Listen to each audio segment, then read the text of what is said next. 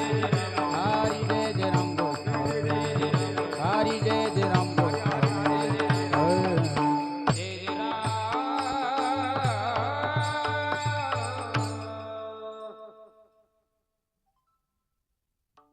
रूप पाहता लोचने लोचने रूप पाहता लोचने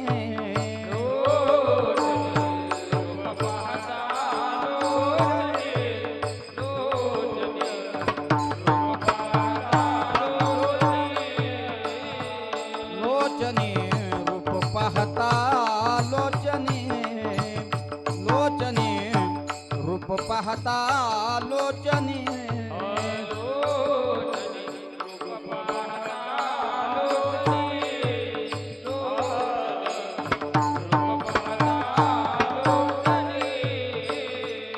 सुख झाले वो साजने सुख झाले वो साजने साजने तू हा विठ्ठल बरबा बरबा तू हा विठ्ठल बरबा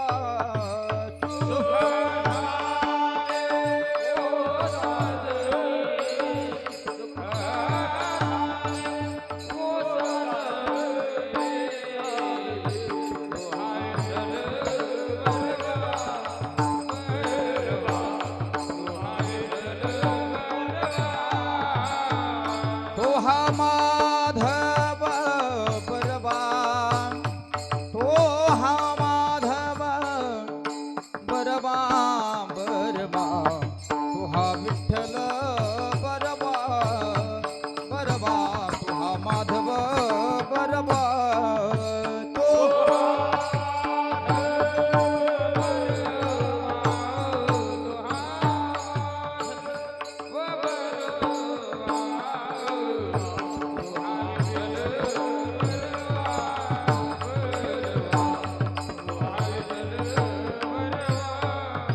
बहुत सुकृताची जोडी जोडी बहुत सुकृताची जोडी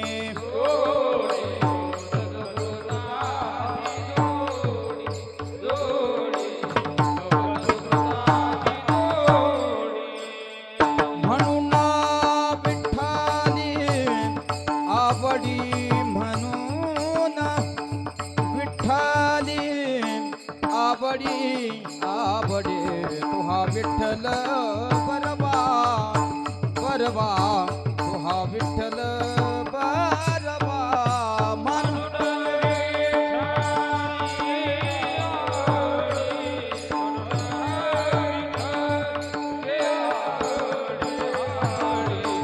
तुहा विठ्ठल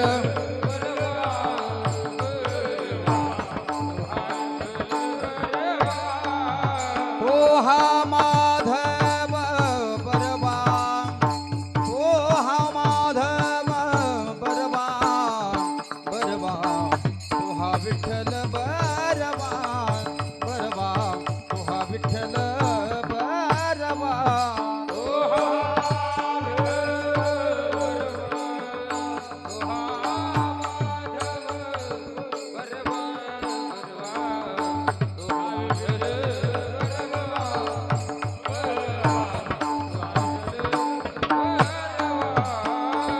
सर्व सुखाचे आगर सर्व सुखाचे आगर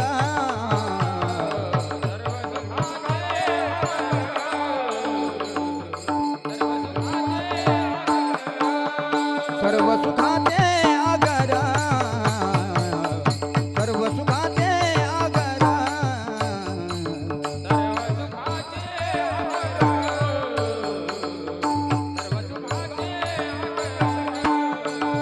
बापर खुमा देवी वर बापर खुमा देवी वर तुहा विठ्ठल बरबा तुहा विठ्ठल बरबा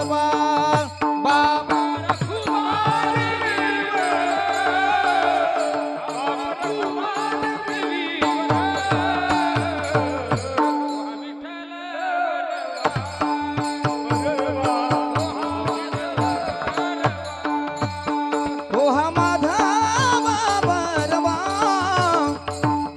तो हा माधव बरवा, तो हा विठ्ठल बरवा, तो हा माधव बरवा, तो हा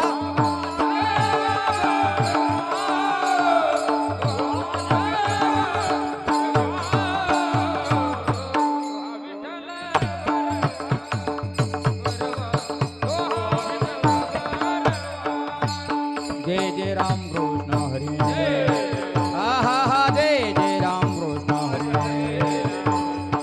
जय जय राम कृष्ण हरी, जय जय राम कृष्ण हरी, जय जय राम कृष्ण हरी, राम कृष्ण हरी, जय जय राम, जय जय राम.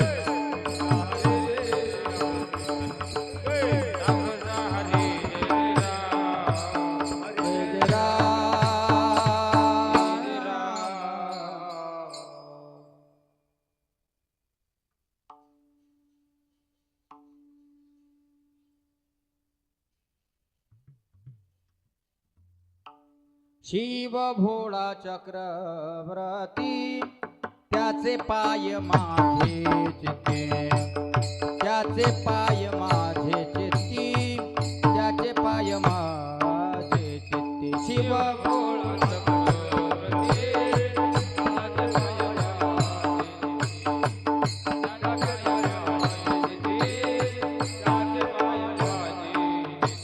शिव भोळा चक्रवर्ती, त्याचे पाय माझे चित्ते, त्याचे पाय माझे चित्ते, त्याचे पाय माझे चित्ते. शिव भोळा चक्रवर्ती, त्याचे पाय माझे चित्ते, त्याचे पाय माझे चित्ते,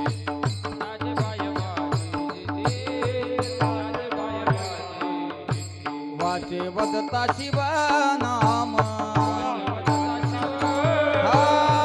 वाचे वदता शिव नाम,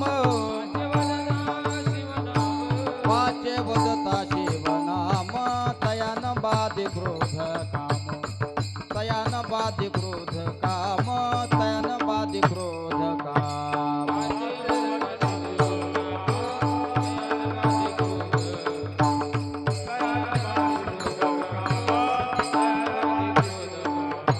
धर्म अर्थ काम मोक्ष, शिव देखता प्रत्यक्ष, शिव देखता प्रत्यक्ष, शिव देखता प्रत्यक्ष.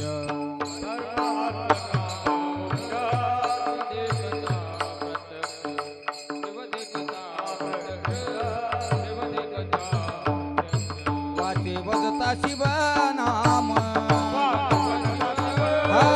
वाचे वदता शिव नाम, वाचे वदता शिव नाम, तयान बाधे क्रोध काम, तयान बाधे क्रोध काम, तयान बाधे क्रोध काम.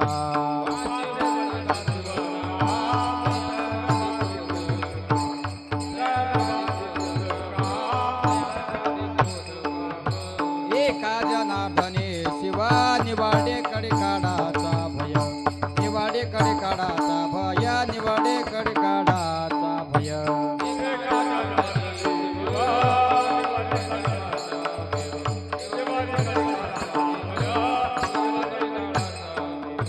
वाचे वदता शिव नाम, हा वाचे वदता शिव नाम, वाचे वदता शिव नाम, तयान बाधे क्रोध काम, तयान बाधे क्रोध काम, तयान बाधे क्रोध काम.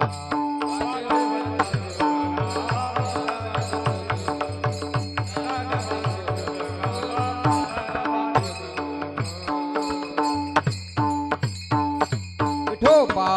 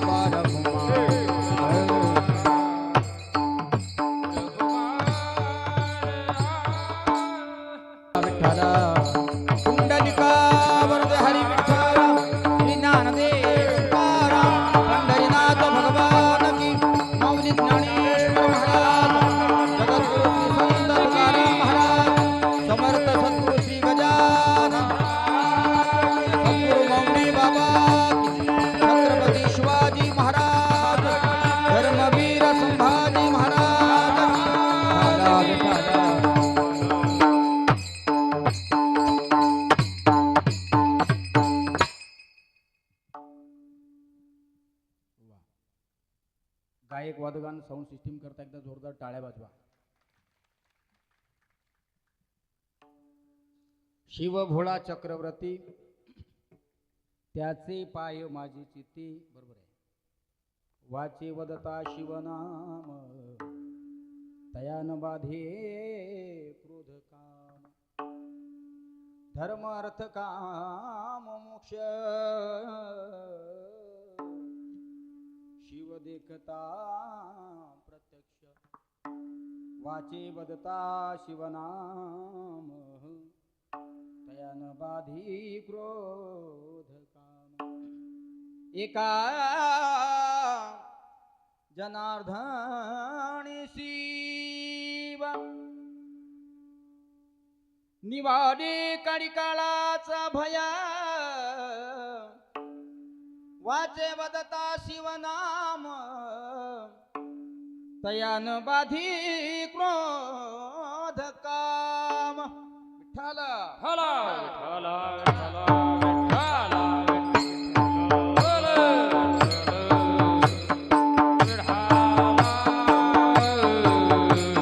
वा टाळकरी मंडळी.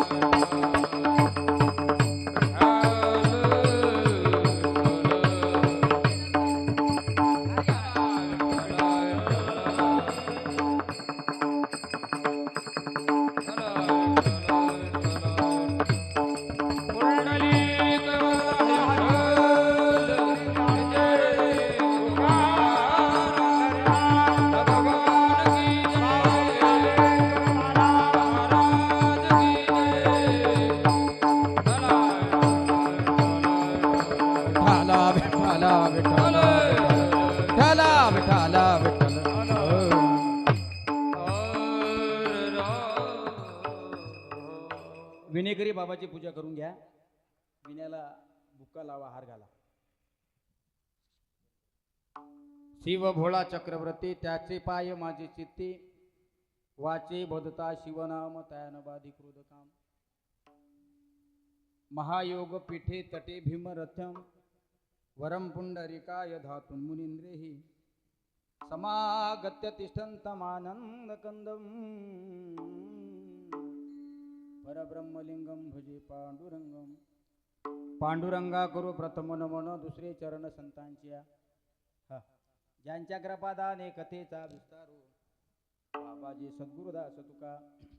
जयांचे केलिया स्मरण होय सकळ विद्यांचे अधिकरण. तेची बंधू श्री चरण श्री गुरूंचे ते नमस्कारो नियाता.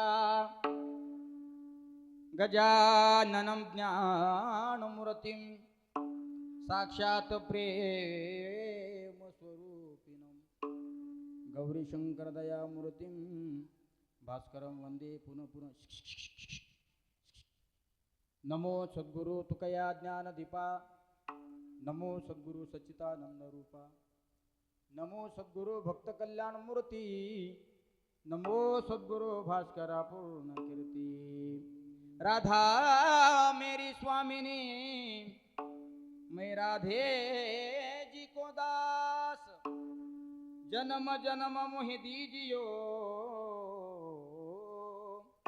श्री वृंदावन कुवास राधा राधा कहत ही सब व्याधा मिट जाय जन्म जन्म किया पदा राधा नाम सुनाय कृष्णाय वासुदेवाय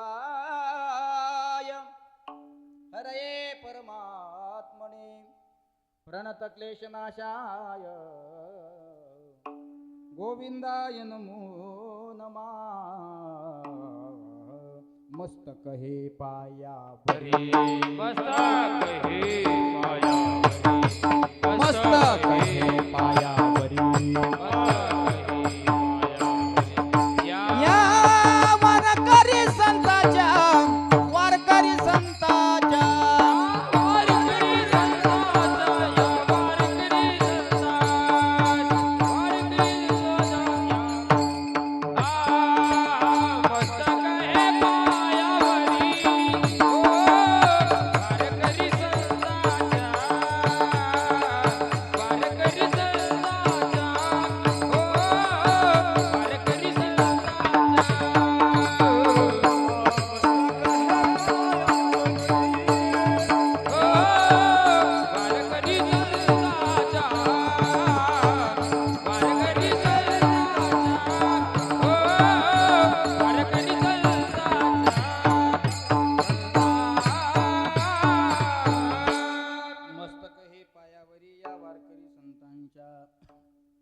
संत चुडामणी स्वामी गजानन तयाचे महिमा ऐका आता योग योगेश्वर हाची एक जाणा सेगा विचाराणा गजानन सद्गुरु गजानन महाराज की जय शिव भोळा चक्रवर्ती त्याचे पाय माझे चित्ती वाचे वदता शिवनाम तयान बाधी क्रोध काम उपस्थित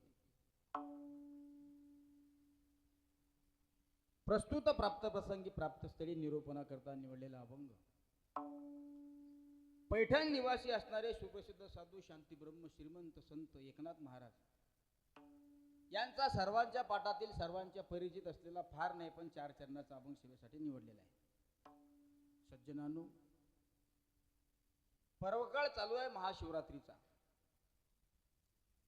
संपूर्ण देशामध्ये महाशिवरात्रीचा देशाच्या बाहेर अर्थात इंटरनॅशनल म्हटलं तरी हरकत नाही, संपूर्ण जगात संपूर्ण विश्वात भगवान शिवजीचा हा महाशिवरात्री पर्वकाळ अत्यंत थाटामाटामध्ये साजरा केला जातो. आपल्या शेळगाव आठवड गावामध्ये सुद्धा अत्यंत थाटामाटीने साजरा होत आहे. भगवान शिवजीचीच आराधना आपण का केली पाहिजे याच्या पाठीमागे सुद्धा शास्त्र आहे. अनेक देवादिकांनी अनेक साधू संतांनी ज्या भगवान शिवजीच्या चारित्र्याचा महिमा या ठिकाणी वर्णन केला आणि शिवजीचं महात्म्य आपल्याला पटवून देण्याचा प्रयत्न केला. शांती ब्रह्म श्रीमंत एकनाथ महाराज या 4 चरणाच्या माध्यमातून तुमचे माईक बंद करा, या 4 चरणाच्या माध्यमातून आपल्याला पटवून देण्याचं काम करतायत. शेळगाव आटोळकर ग्रामस्थांचं मला या ठिकाणी दर्शन होते, हे माझं सौभाग्य आहे. ज्यांच्या सुंदर नियोजनाखाली हा कार्यक्रम या ठिकाणी पार पडत आहे. आपल्या गावातील भूमिपुत्र प्रतिष्ठित व्यक्तिमत्व ज्यांच्या चरणाला या पवित्र मातीचा स्पर्श झालेला आहे. गुजरातला असून सुद्धा भगवान शिवजीचा हा उत्सव आनंदात पार पाडण्याकरता सहकुटुंब सहपरिवार आपल्या गावामध्ये येतो, ही आपल्यासाठी आनंदाची गोष्ट असली पाहिजे. आदरणीय परमार्थ प्रेमी मानसिंग त्र्यंबक कबले, रमेश भाऊ कबले यांच्या सुंदर अशा आयोजनाच्या माध्यमातून मला ही सेवा मिळाली. खरं म्हणजे मी नाही म्हटलं होतं, पण आमचे अशोक बाबा एवढे पाठीमागं लागले. ते म्हणले, श्याम बाबा तुमची सेवा पाहिजेतच. वास्तविक पाहता एकही दिवस खाली नाही. मायबापांच्या आशीर्वादामुळे दररोज कीर्तन असतात. सकाळी काल्याची सेवा समर्पण करून या ठिकाणी याव की नाही यावं असा एक मनामध्ये विचार येऊ लागला. पण म्हटलं आपण बाबाला शब्द दिलेला आहे आणि अशोक बाबा मला सांगत होते की ज्यांचं आयोजन आहे ते माझे लंगोटी यार आहे, याला म्हणतात दोस्ताना.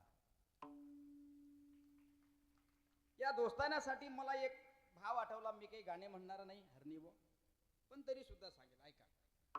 ये दोस्ती हम नहीं छोड़ेंगे छोड़ेंगे दम मगर तेरा साथ ना छोड़ेंगे. एक तू मित्र कर आरशा सारखा मित्र बनव्यामध्ये गारव्यासारखा. मित्र असा असला पाहिजे. एखादा मित्र जर संकटामध्ये राहत असेल, एखादा मित्र संकटामध्ये जात असेल तर स्वतःचा हात देणारा असा मित्र असला पाहिजे. आमच्या अशोक बाबांनी सांगितलंय, ज्यांचं आयोजन आहे कबले दादांचं, त्यांनी या ठिकाणी मला निमंत्रित केलं. मी आमच्या वारकरी शिक्षण संस्थेच्या निमित्ताने तुम्हा दोघांनाही या ठिकाणी धन्यवाद देतो. महाराष्ट्र भ्रमण करत असताना असं आयोजन असं नियोजन करणं फार कठीण आहे. ऐका आता, भगवान शिवजीचा महिमा प्रतिपादन करणारा हा एकनाथ महाराजांचा 4 चरणाचा अभंग आहे. अभंग सगळ्यांच्या पाठातला आहे. आपण नेहमी हरिपाठात काकड्यात गातो, कीर्तनामध्ये सातत्याने गायला जातो. शिव भोळा चक्रवर्ती त्याचे पाय माझे चित्ती, वाचे वदता शिवनाम तयान बाधी क्रोध काम. तुम्हाला साधन साध्य करावं वाटत असेल माझ्या राजांनो, तर तुम्ही भगवान शिवजीची आराधना करा. कारण ब्रह्म हे देव आहेत, विष्णू हे देव आहेत, पण जो देवाचा देव आहे तो महादेव आहे. ब्रह्मदेव, विष्णुदेव, पण शिवजीच्या पुढे महादेव का लागलं याचं कारण आहे. अनेक देवी देवतांचे आई वडील तुम्हाला पाहायला भेटतील, पण आतापर्यंत कोणत्याही ग्रंथामध्ये शिवजीच्या मम्मी पप्पाचं नाव आम्हाला सापडलं नाही. काय? शिवजीच्या मम्मी पप्पाचा मेळ नाही, हा शिवजीच्या मुलाबाळांचा मेळ आहे. गणपती बाप्पा आणि कार्तिक बाप्पा यांचा आपण संकर्षण या ठिकाणी करू शकतो, पण शिवजीच्या आई वडिलाचा अद्यापही कोणत्याही ग्रंथामध्ये उल्लेख नाही.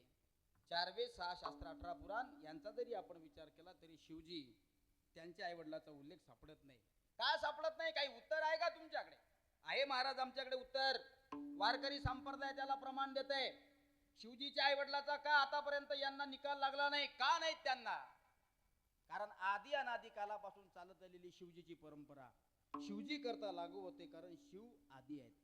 आदिनाथा गुरु सकळ चितांचा, आदिनाथा गुरु सकळ चितांचा,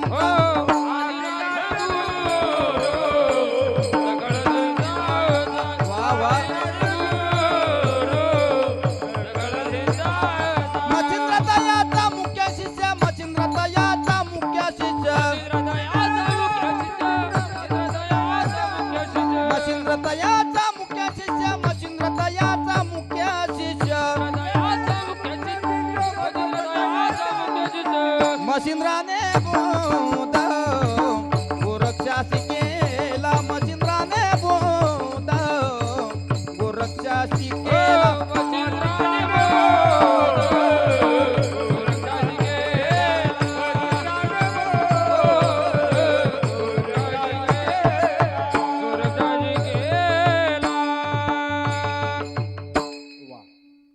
पाठी माग चाल झाली की तुमची टाळी देत जा, कारण आम्ही नेहमी सांगतो कीर्तनाच्या माध्यमातून आमचं बोलणं कर्तव्य आहे, आपण ऐकता. पाठीमागे जे साथीला गाण्याच्या मदत करण्याकरता असतात त्यांना प्रोत्साहन म्हणून पाकिटात एखाद्या वेळी 100-500 कमी दिले तरी चालतील बाबा. पाकिट भरत असताना 100-500 कमी दिले तरी चालतील, पण आमच्यासाठी तुमचं सगळ्यात मोठं पाकिट म्हणजे तुमची टाळी असेल बघा, टाळी. आणि ही टाळी दिल्यानंतर आम्हाला प्रोत्साहन मिळतंय. आमच्या आईवडिलाप्रमाणे आपण सगळे लोक आहात आणि अत्यंत प्रेमाने आपण सगळे लोक कीर्तन ऐकत आहात. फार सुंदर असं नियोजन या ठिकाणी आदरणीय मानसिंग भाऊ, रमेश भाऊ यांनी केलंय आणि माझ्यासारख्याला या ठिकाणी सेवा समर्पण करण्यासाठी मिळते. वास्तविक पाहता मी सुद्धा काल्याचं कीर्तन करून आलेलं आहे, पण भगवान शिवजीच्या चरणावर ही सेवा आपल्याला समर्पण करायची. ऐका, आदिनाथ गुरु सकळ सिद्धांचा, मच्छिंद्रतयाचा मुख्य शिष्य, मच्छिंद्राने बोध गोरक्षासी केला, गोरक्ष वडला गहनीपती. नीट ऐका, गहनी प्रसादे निवृत्ती दातार, ज्ञान देवा सार सुजविले. पुढे प्रमाण देईल. ज्ञानदेवे रचिला पाया,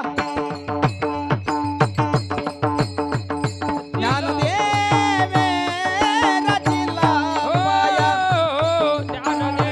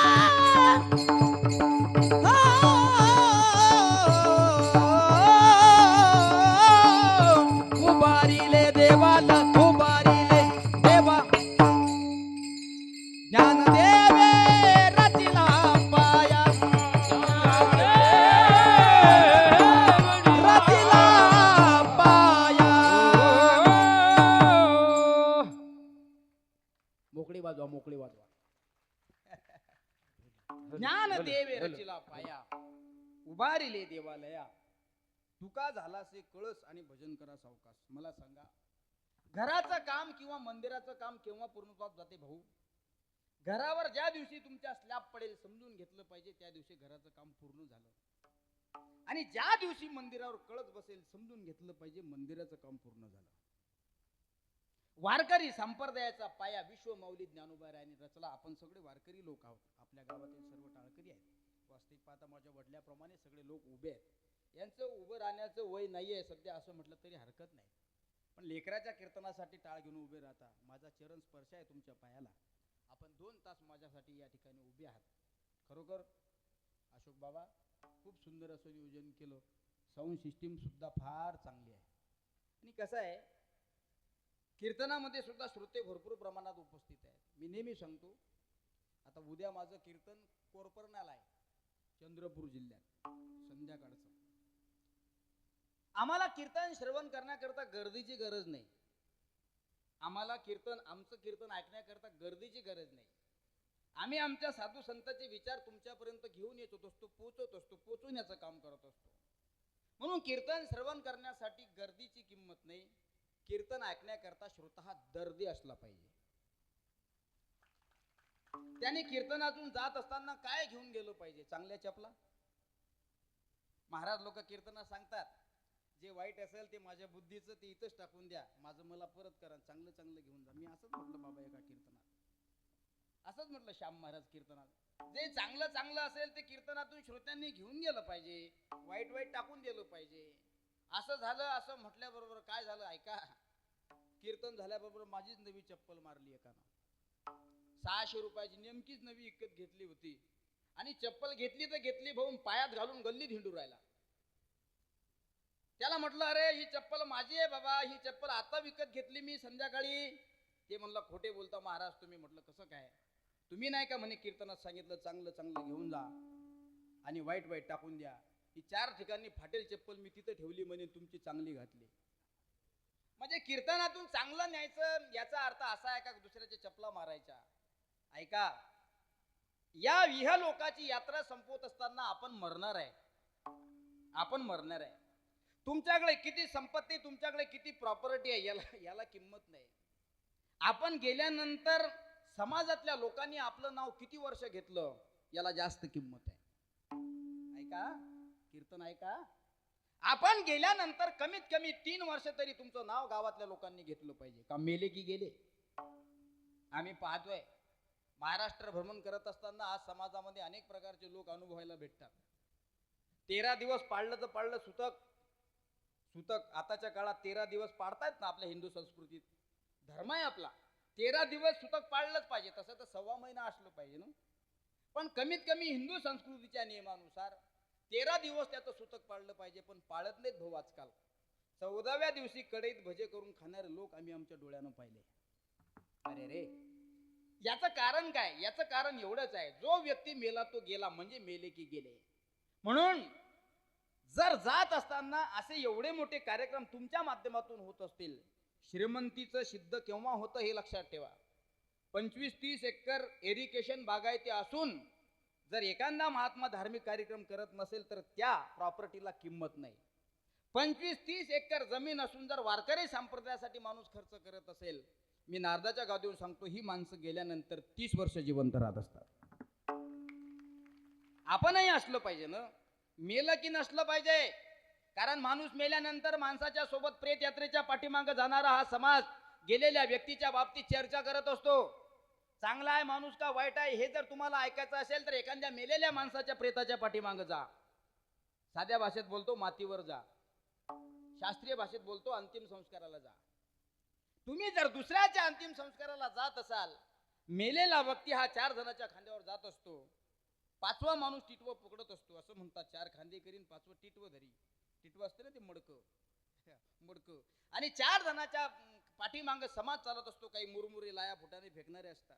आणि तेवढे जर सोडले तुम्ही तर त्याच्या पाठीमागे जे चालणारे लोक आहेत, हे लोक काय चर्चा करतात हे ऐकण्यासारखे असतात. कारण अंतिम संस्काराच्या वेळेस जी लोक मातीच्या स्वरूपात त्याच्या पाठीमागे त्याला निरोप देण्याकरता स्मशानात जातात, त्या दिवशी त्या गप्पा खऱ्या असतात. लोक चांगला जर माणूस असला तर त्याच्या चांगल्या गप्पा करत असतात, आणि खरं सांगतो तुम्हाला, जर वाईट असेल तर त्याच्या गप्पा वाईटच होत असतात. म्हणून तुम्हाला चांगल्या गप्पा आवडतात की वाईट गप्पा? मला 100% माहित आहे, इथं बसणाऱ्या प्रत्येक मायबापाला चांगल्याच गप्पा आवडतात. कोणाला असं वाटतं की मला वाईट म्हटलं पाहिजे म्हणून? प्रत्येकाला चांगल्या वाटतात. मग तुम्हाला चांगलं म्हणावं असं वाटत असेल तर जीवनाचं सोनं करून घेण्यासाठी हा परमार्थ आहे. तुम्हाला चांगलं व्हावं असं वाटत असेल, जीवनाचं सोनं करून घेण्यासाठी कीर्तन आहे. जीवनातल्या व्यथा मोकळ्या व्हाव्या, जीवनातल्या व्यथा कायमच्या निघून जाव्या असं तुम्हाला वाटत असेल तर ऐका कीर्तन, प्रवचन, कथा. त्यानं तुमच्या जीवनातल्या दूर होतील व्यथा. ही ताकद आहे. म्हणून सगळ्यात लवकर जास्तीत जास्त प्रसन्न होणारा देव जर कोणता असेल तर माझे भगवान शिवजी आहेत. कसे आहेत शिवजी? कसे आहेत शिवजी? अभंगाच्या पहिल्या चरणामध्ये सांगितलं, भोळे आहेत शिवजी. इतके भोळे आहेत, इतके भोळे आहेत. एक वेळेस उपमन्याचा जन्म झाल्यानंतर उपमन्य आईच्या जवळ जाऊन बसला. नीट ऐका. उपमन्याचा जन्म झाल्यानंतर उपमन्य आईच्या जवळ जाऊन बसला. पण दुर्भाग्य होतं त्या उपमन्याचं. आईच्या मांडीवर जाऊन बसणारा उपमन्या आईच्या स्तनाला स्तनपान करत नव्हता, कारण आईला दूध नव्हतं. मग आई काय करायची? माझं सोन्यासारखं असणारं लेकरू लहान आहे, तान आहे, बाळ आहे, बालक आहे.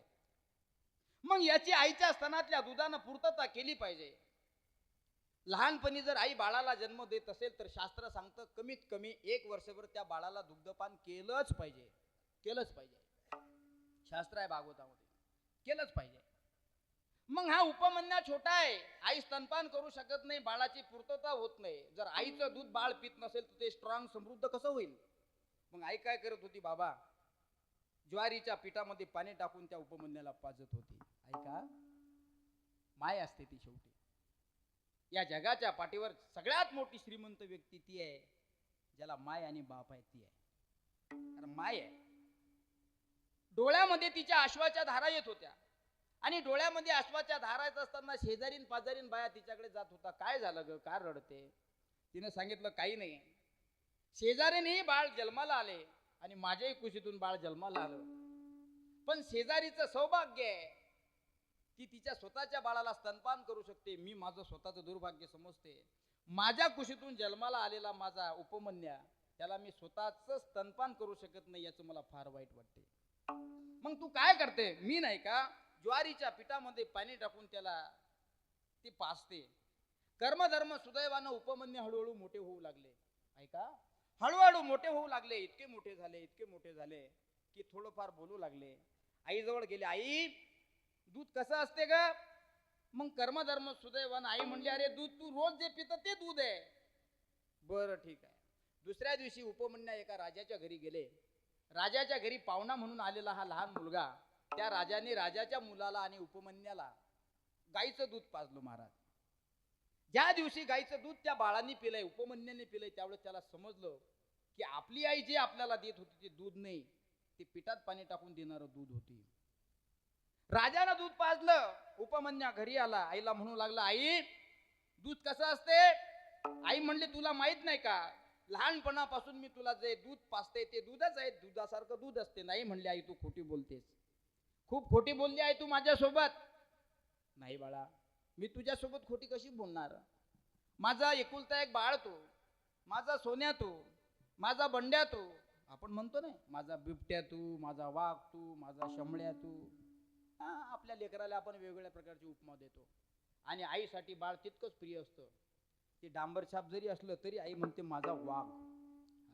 कारण आईसाठी प्रत्येक लेकरू प्रिय आहे, आणि प्रत्येक लेकराचा जिव्हाळा आईच्या अंतःकरणामध्ये उत्पत करत असतो. अर्थात कारण ती कळवळ्याची जाती आहे. ऐका, ऐसी कळवळ्याची जाती, ऐसी कळवळ्याची जाती, ऐसी कळवळ्याची जाती, ऐसी कळवळ्याची जाती, ऐसी कळवळ्याची जाती, ऐसी कळवळ्याची जाती.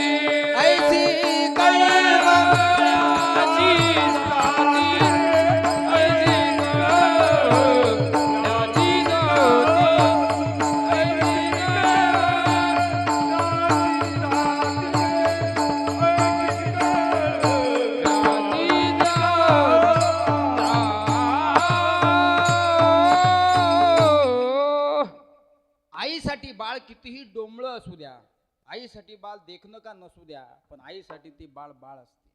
ऐका, आले उपमन्य आईजवळ. आई, मला दररोज जे तू दूध देते ते दूध नाही म्हणले, तू मला पिठात पाणी टाकून दररोज पाजत होती. आई म्हणली, आज असं का बोलतोस? हो म्हणले, मी खेळण्याकरता राजाच्या मुलासोबत गेलो होतो. राजाच्या मुलाने स्वतःच्या मुलाला आणि मला ग्लास ग्लास भरून गाईचं दूध दिलंय, आणि आज खऱ्या दुधाची चव मला कळाली. आईच्या डोळ्यात अश्रूच्या धारा लागल्या. आई म्हणली, बाळा आता काय केलं पाहिजे? आई, माझी एक इच्छा आहे ग. काय इच्छा आहे बाळा तुझी? माझी एकच इच्छा आहे की जसं राजाच्या मुलाला दूध पिण्याकरता दिलंय, मला सुद्धा ग्लासभर दूध पिण्याकरता दिलंय, तसं ओरिजिनल दूध मला मिळालं पाहिजे. आणि ते दूध मिळवण्याकरता मी काय केलं पाहिजे? हा, नीट ऐका. ओरिजिनल गाईचं दूध मिळण्याकरता मी काय केलं पाहिजे? आई सुद्धा विद्वान होती, कारण पूर्वीच्या काळात माया विद्वान होत्या, मुलं विद्वान होते. कारण हिंदवी स्वराज्याचे संस्थापक छत्रपती शिवाजी महाराज आपल्या समोर आहेत. हिंदवी स्वराज्याचे संस्थापक छत्रपती शिवाजी महाराज जन्माला येण्याच्या अगोदर जिजाऊ साहेबांच्या उदरामध्ये होते. ऐका, 7 महिन्याचा गर्भ होता माझा राजांचा जिजाऊ मातोश्या उदरामध्ये. ज्यावेळेस जिजाऊ साहेबाच्या उदरामध्ये शिवाजी महाराज होते, त्यावेळेस जिजाऊ साहेबांनी ज्ञानेश्वरी वाचली. राजा उदरामध्ये असताना महाभारताच्या कहाण्या ऐकल्या, श्रीमद भगवत गीतेचं चिंतन केलं, शूरवीरांच्या कथा ऐकल्या. म्हणून हिंदवी स्वराज्याचे संस्थापक छत्रपती शिवाजी महाराज जिजाऊ साहेबांच्या कुशीतून जन्माला आले. सांगायचं तात्पर्य एवढंच आहे, गर्भावर संस्कार जर योग्य असतील तर मुलं सुद्धा चांगले जन्माला येत असतात. म्हणून उपमन्या सुद्धा चांगला संस्कारात असल्यामुळे, आई मला ओरिजिनल दूध प्यायचं आहे, मी काय केलं पाहिजे? आईने सांगितलं, बाळा काही नाही, तुला जर खऱ्या अर्थानं दूध प्यायचं असेल तर तुला देवाजवळ काहीतरी मागण्याकरता जावं लागेल. कोण्या देवाजवळ? ब्रह्माजीजवळ जाऊ का? म्हणे नाही. विष्णूजीजवळ जाऊ का? म्हणे नाही. अजून कोण्या देवाजवळ जाऊ का? म्हणे नाही. तुला कमी दिवसात जास्त प्रगती व्हावं असं वाटत असेल तर एक देव आहे, त्या देवाचं नाव महादेव आहे. उपमन्य गेले महाराज अभयारण्यामध्ये, आणि त्या ठिकाणी गेल्यानंतर साधना करू लागले. ओम नमः शिवाय, ओम नमः शिवाय, ओम नमः शिवाय. तिकडे कैलास पर्वतावर पार्वती मातेच्या सानिध्यामध्ये प्रभू रामचंद्राचं चिंतन तिन्ही डोळे बंद करून माझे शिवजी करतायत. शिवपुराण कथा फार सुंदर सांगते, देवी भागवत पुराण फार सुंदर सांगते. एकही ग्रंथ असा नाही की त्या ग्रंथात शिवजीचं वर्णन नाही. विठाला विठाला विठाला.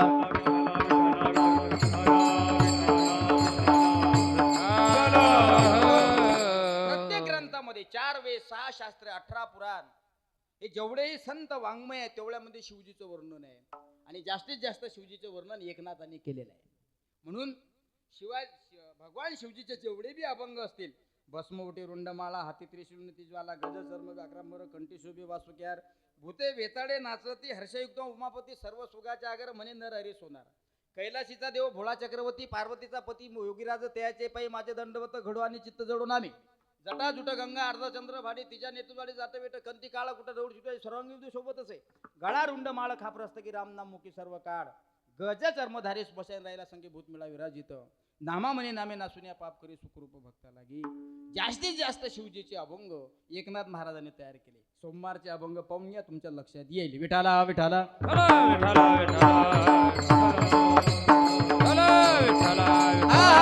मग आई, मी कोणाची उपासना केली पाहिजे? उपमन्याला आईनं उपदेश केला, बाळा तुला तात्काळ दूध मिळावं असं वाटत असेल तर अरण्यामध्ये जा. अरण्यामध्ये गेले असताना उपमन्याने मंत्राला सुरुवात केली. ओम नमः शिवाय, ओम नमः शिवाय. पार्वती मातेच्या सानिध्यामध्ये कैलासावर विराजमान असणारे भगवान शिवजी मनातल्या मनात नामस्मरण करतात. बा लक्षात ठेवा, भगवान शिवजी सुद्धा नामस्मरण करतात. माऊल्यांनो, तुम्ही म्हणाल, तुम्ही महाराज आम्हाला सांगितलं ब्रह्मदेव, विष्णुदेव, पण हे महादेव का? महादेव सुद्धा कोणाचं तरी स्मरण करतात. का करत असतील पण महादेव? ते तर देवाचे देव आहेत, त्यांनी करायला नाही पाहिजे. आपल्या सरकारने प्रधानमंत्र्याचं नाव जास्त उल्लेख केला तर चालेल, पण प्रधानमंत्र्यांनी आपलं नाव कितपत घेतलं पाहिजे? शेवटी ते राजे आहेत, प्रधान आहेत देशाचे, देश आहे त्यांच्या हातात, सुरक्षित हातात आहे. तसं आपण शिवजीचं नाव घेतलं पाहिजे, पण शिवजी रामजीचं नाव घेतात. पार्वती मातेच्या सानिध्यात कैलास पर्वतावर शिवजीचं ध्यान चालू आहे. शिवजीनं डोळे बंद केलेले आहेत. तिकडे अरण्यामध्ये उपमन्या स्मरण करतोय, ओम नमः शिवाय. भगवान शिवजीच्या कानावर त्या अरण्यातले शब्द गेले. पार्वती मातेनं डोळे उघडले, म्हणले, ए गणपतीचे पप्पा. गणपतीचे पप्पा आहेतच ना ते. अय गणपतीचे पप्पा, तुम्हाला तर काही तुम्हाला तर काही समजत नाही. ओय गणपतीचे पप्पा. म्हणजे असं म्हटलं असेल का? हळूच भगवान शिवजीला स्पर्श केला. शिवजीला म्हणले, हे माझं ध्यान चालू आहे. मग तुम्ही म्हणला महाराज ध्यान चालू आहे शिवजीचं. शिवजी कशाचं ध्यान करत होते? शिवजी रामचंद्राचं ध्यान करत होते. ऐका, आता रामचंद्राचं ध्यान करायचं का गरज पडली एवढ्या मोठ्या महादेवाला? त्याचं सुद्धा शास्त्र आहे. श्रीराम जय राम जय जय राम, भजन करी महादेव, राम पूजे सदाशिव. सदाशिव मर्यादा पुरुषोत्तम प्रभू रामचंद्राचं नामस्मरण करताय. पार्वती मातेनं उठवलं, म्हणे अभयारण्यातून आवाज येतोय, जरा नीट बघा. तुमच्या नावाचा मंत्र जपणं चालू आहे, म्हणून तुम्हाला प्रसन्न करण्याची तयारी चालू आहे. सांगतोय मी शिवजी रामस्मरण का करतायत ते पण सांगतो. एकदा काय झालं, सगळ्यात मोठं दैवत म्हणून संबोधल्या जाणारे शिवजी आहेत. आपण आरती गातो शिवजीची, लवथवती विक्राळा ब्रह्मांडी माळा, विसे कंठ काळा तेनेत्री ज्वाळा, लावण्य सुंदर मस्तकी भाळा, तेथून जळ वाहे निर्मळ वाहे झुळझुळा. पुढे कर्पूर गौरा भोळा नैने विशाळा, अर्धांगी पार्वती सुमनांच्या माळा, विभूतीचे उदळण शीतकंठ निळा, ऐसा शंकर शोभे तुम्हा वेल्लाळा. यातला एक मुद्दा पकडा बाबा, कीर्तन समजते ना? शीतकंठ निळा. देवी दैत्य सागर मंथन पै केले, त्या माझी अवचित हलाहल सापडले, ते त्वा आसूर प्रणे प्राशान केले, अंदर नाही जाऊ दिले, नीलकंठ नाम प्रसिद्ध झाले. देवांचं दानवांचं अमृत, कारण समुद्र मंथन करत असताना 14 रत्न निघाले. त्या 14 रत्नापैकी एक हलाहल नावाचं विष निघालं. ते ब्रह्मदेवाच्या हातात आलं. ब्रह्मदेवाला सांगितलं, हे घ्या थोडस गोडभर. आपल्याला जमत आहे? अरे तुम्ही ब्रह्मा विष्णू म्हणजे सृष्टीचे निर्मात्या, तुमचे आमचे मायबाप आहेत ते. ब्रह्माजीकडे गेले, हे विष तुम्हाला घ्यावं लागतं गोडभर, कारण हलाहल विष कसं होतं माहिती आहे तुम्हाला? त्या हलाहल विषाचा एक थेंब जर या पृथ्वीवर पडला असता तर आज ऑक्सिजन तुम्हाला मिळाला नसता, इतकी त्याची पावर होती, हवाच भेटली नसती. त्या हलाहल नावाच्या विषाचा थेंब, एक थेंब जर समुद्रात पडला असता तर समुद्र सुद्धा विषारीमय झाला असता. आपण पाणी पित असताना आपण कुपोषित जन्माला आलो असतो. त्या समुद्रातलं, त्या नदीतलं पाणी पिणारे गुरढुर जनावर ते सुद्धा मरण पावले असते, इतकी त्याची पावर होती, दाह होता त्याचा. मग ब्रह्मदेवाकडे गेले, ब्रह्माला सांगितलंय, समुद्र मंथन करत असताना देवदानवांचं त्या ठिकाणी मंथन चालू होतं. 14 रत्नांपैकी हलाल नावाचं रत्न निघाला. या रत्नातील हे हलाल नावाचं विष तुम्हाला प्राशन करायचं आहे. ब्रह्माजी म्हणले, आय एम सॉरी, आपल्याला भांडण सांगा तुम्ही, फक्त कुठं काय करायचं तर मी निवारण करतो, पण असं काही वीज गीज काही पाजू नका, मला अजून जगू द्या. ते म्हणले ठीक आहे. मग आता काय, शेषावर विराजमान शेष शयन करणारे भगवान विष्णू लक्ष्मी मातेच्या सानिध्यामध्ये शेषावर विराजमान आहेत. कारण भगवान विष्णू शेषात सागरातच राहतात ना. आपण म्हणतोय, गरुडाचे पायी ठेवे विळविळा डोई वेगी आनावा, तू हरी मज दिनाची उद्धरी. पाय लक्ष्मीच्या हाती, इथंच थांबा. पाय लक्ष्मीच्या हातात आहेत, कारण भगवान विष्णूचे पाय चेपण्याचं काम ती लक्ष्मी माता करते. मग ते कुठं आहेत आरामासाठी? भला मोठा सागर आहे, त्या सागरामध्ये मोठा शेष नाग आहे, आणि त्या शेष नागावर माझे विष्णूजी बसलेले आहेत. लक्ष्मी पाय चेपण्याचं काम करते. ब्रह्मदेव आणि बाकीचे निघाले देव, हे निघाले विष्णूजीकडे. का हो, अचानक कस काय आला मोर्चा? आंदोलन करायचा विचार आहे का काय तुमचा? म्हणले, आंदोलन वगैरे काही नाही, आमची एक इच्छा आहे. 14 रत्नांपैकी हलाल नावाचं रत्न निघालं. आमची अशी इच्छा होती की हे विष तुम्ही पिऊन घ्यावं, म्हणजे जगाचं संकट निवारण होईल. विष्णूजी म्हणले, मायचान मानावं लागेल तुम्हाला, म्हणजे तुमच्या कल्याणाकरता माझं वाटोळं झालं तरी चालेल, याच्यापासून काहीतरी घेण्यासारखं आहे. विष्णू भगवान म्हणले, मग ब्रह्माजी तुम्ही काऊन नाही घेतलं? ब्रह्माजीच्या पत्नीनं असं म्हटलं, रिकामे काम नका करू, घेसान नाही तर आपल्याला काही घेणं नाही. भगवान विष्णूकडे गेले. भगवान विष्णूने लक्ष्मी मातेकडे पाहिलं. लक्ष्मीने सुद्धा नेत्र बंद केले. घेसान नाही तर हला हलाय ते. ती काय कोराजन विंडो सर्पल आहे का, राऊंडअप आहे का, तणनाशक आहे का? दाह असणारा विषय, हलाहल नावाचा विषय. त्या विषाचा स्पर्श आपल्या हाताले झाला रे झाला की माणूस मृत्युमुखी पडतो, इतकी त्याची पावर आहे. भगवान विष्णूंनी नाकार दिला, ब्रह्मदेवानी नाकार दिला, सगळे देव एकमेकाच्या तोंडाकडे पाहू लागले. आता काय केलं पाहिजे? ब्रह्मजी म्हणले विष्णू भगवान आता काय केलं पाहिजे? पण विष्णू भगवान म्हणले थांबा मी जरा डोकं लावतो. नको त्या ठिकाणी बरे डोके लागतात लोकांचे. मग डोकं काय लावलं पाहिजे? म्हणे चला तुम्ही वीज घेत नाही, मी वीज घेत नाही, पण मला गॅरंटी आहे आपला शब्द खाली जाऊ देत नाही. आपण बोललो, देव बोलला, आपला शब्द ते अजिबात खाली जाणार नाही. म्हणजे तुम्हाला काय म्हणायचं? म्हणजे काय नाही, कैलास पर्वतावर जे विराजमान आहेत, कैलास पर्वतावर जे बसलेले आहेत ते भगवान रामजीचं नामस्मरण करतायत, त्यांच्याकडे आपण हे हलाहल नावाचं वीज घेऊन जाऊ म्हणे. निघाला मोर्चा आणि भगवान शिवजीची स्तुती चालू केली. ओम नमः शिवाय, ओम नमः शिवाय. भगवान शिवजीची स्तुती चालू केली. आता भगवान शिवजी म्हणले अरे बाबा, माझ्या प्रभू रामचंद्राचं स्मरण ज्या ज्या वेळेस चालतंय त्या त्यावेळेस मला डिस्टर्ब नका करत जाऊ. कारण शिवजी म्हणतात मला डिस्टर्ब करायचं नाही. हा, जो भगवान शिवजीला डिस्टर्ब करतो ताबडतोब ते डोळे उघडतात, सांगतात सांग भक्ता तुला काय पाहिजे, पटकन सांग, माझ्याकडे टाइम नाही, टाइम इज मनी. मोर्चा निघाला भगवान शिवजीकडे आणि मोर्चा गेला असताना भगवान शिवजीच्या कानावर त्यांचे मंत्र पडले. ओम नमः शिवाय. पाहतात ब्रह्माजी, सरस्वती माता, भगवान विष्णूजी आणि लक्ष्मी माता आणि सगळे देव. समुद्र मंथन करताना 14 रत्नांपैकी एक रत्न निघालं. हे हलाहल नावाचं विष आहे. असा कुंभ भरलेला होता.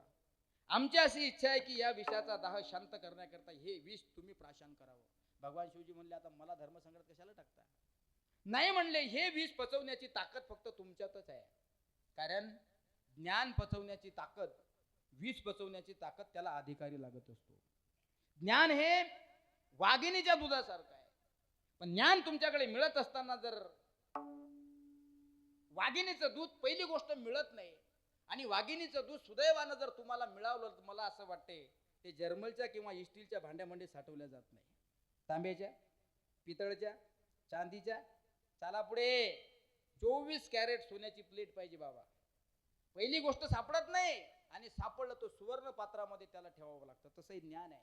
सांगायचं तात्पर्य एवढंच आहे, ज्ञान ऐकणारा सुद्धा अधिकारी लागतो, साठवणारा अधिकारी लागतो. तसं भगवान शिवजीकडे देवाजिगांचा मोर्चा गेला आणि सगळ्यांनी शिवजीला विनंती केली. कर्मधर्म सुदैवानं शिवजी म्हणले, ब्रह्मदेव म्हणले, विष्णुदेव म्हणले बाबा आम्ही फक्त साधारण देव आहे, तुम्ही महादेव आहे. आमची अशी हात जोडून विनंती आहे की तुम्ही ही गटागटा प्राशन करावं. आणि या दोन्ही देवांची आज्ञा म्हणून भगवान शिवजीनं ते हलाहल नावाचं विष प्राशन केलं. पण ते पोटामध्ये जाऊ दिलं नाही. हलाहल नावाचं विष भगवान शिवजीनं देवांच्या सांगण्यावरून प्राशन केलं. ते पोटामध्ये जाऊ दिलं नाही, ते आपल्या कंठामध्ये साठवून ठेवलं. त्या हलाहल नावाच्या विषाचा दाह इतका खतरनाक होता की भगवान शिवजीनं ते विष प्राशन केल्यानंतर भगवान शिवजीच्या त्या विषाचा असर त्यांच्या कंठावर दिसू लागला आणि भगवान शिवजीचा कंठ निळा पडला. तेव्हापासून भगवान शिवजीला नीलकंठेश्वर असं नाव पडलं. सोपं नाही. मग आता त्या विषाचा दाह इतका होता की शिवजी शिव तांडव करू लागले, कैलास पर्वतावर नृत्य करू लागले. कारण ते विष इतकं भयंकर होतं की ते माणसाला स्थिर बसू देत नव्हतं, चांगलं बोलू देत नव्हतं, त्रास होत होता त्याचा. मग परिणाम भगवान शिवजीनं जटा आदळल्या.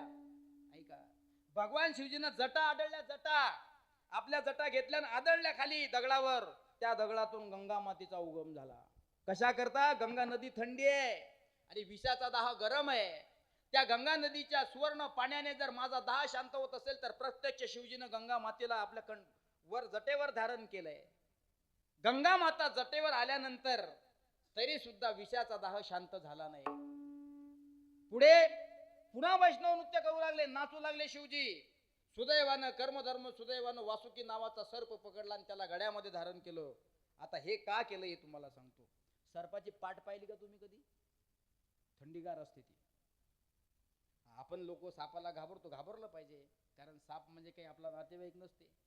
इच्छू बी काही आपला नातेवाईक नसते. नाही मग तो आमचा साडू आहे. अरे साडू गिडू काही नाही, तो तुम्हाला चिखलीच्या हॉस्पिटलमध्ये पाठवणार. कारण श्रीमंत तुकाराम महाराज त्यांच्यावर उदाहरण देत आहेत. तुका म्हणे सर्प विंचू नारायण वंदू नये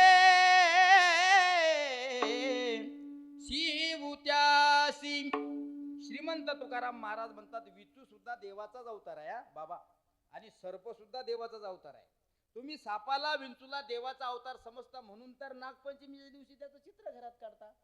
पण याचा अर्थ असा नाही की त्याला हातात पकडा आणि त्याला म्हणा ये बाबा आज नागपंचमी आहे, मी हातानं तुला दूध पाजते, मस्त भजे खाऊ घालते, कढी पण पाजते, जिलेबी पण खाऊ घालते, असं चालते का? तुकाराम महाराज स्पष्ट सांगतात वंदावे दुरून शिवू नये. भगवान सर्प हा देवाचा जरी अवतार असला तरी त्याला डोंट टच मी, नो स्पर्श, धक्का लावायचा नाही. दुरून म्हणायचं हे नागराजा तुझी आज आहे नागपंचमी. आज तुझी नागपंचमी आहे ना, पण आजच्या दिवशी तू खोप्यातून बाहेर आहे, तुझा आणि आमचा संबंध डायरेक्ट पुढच्याच नागपंचमीला.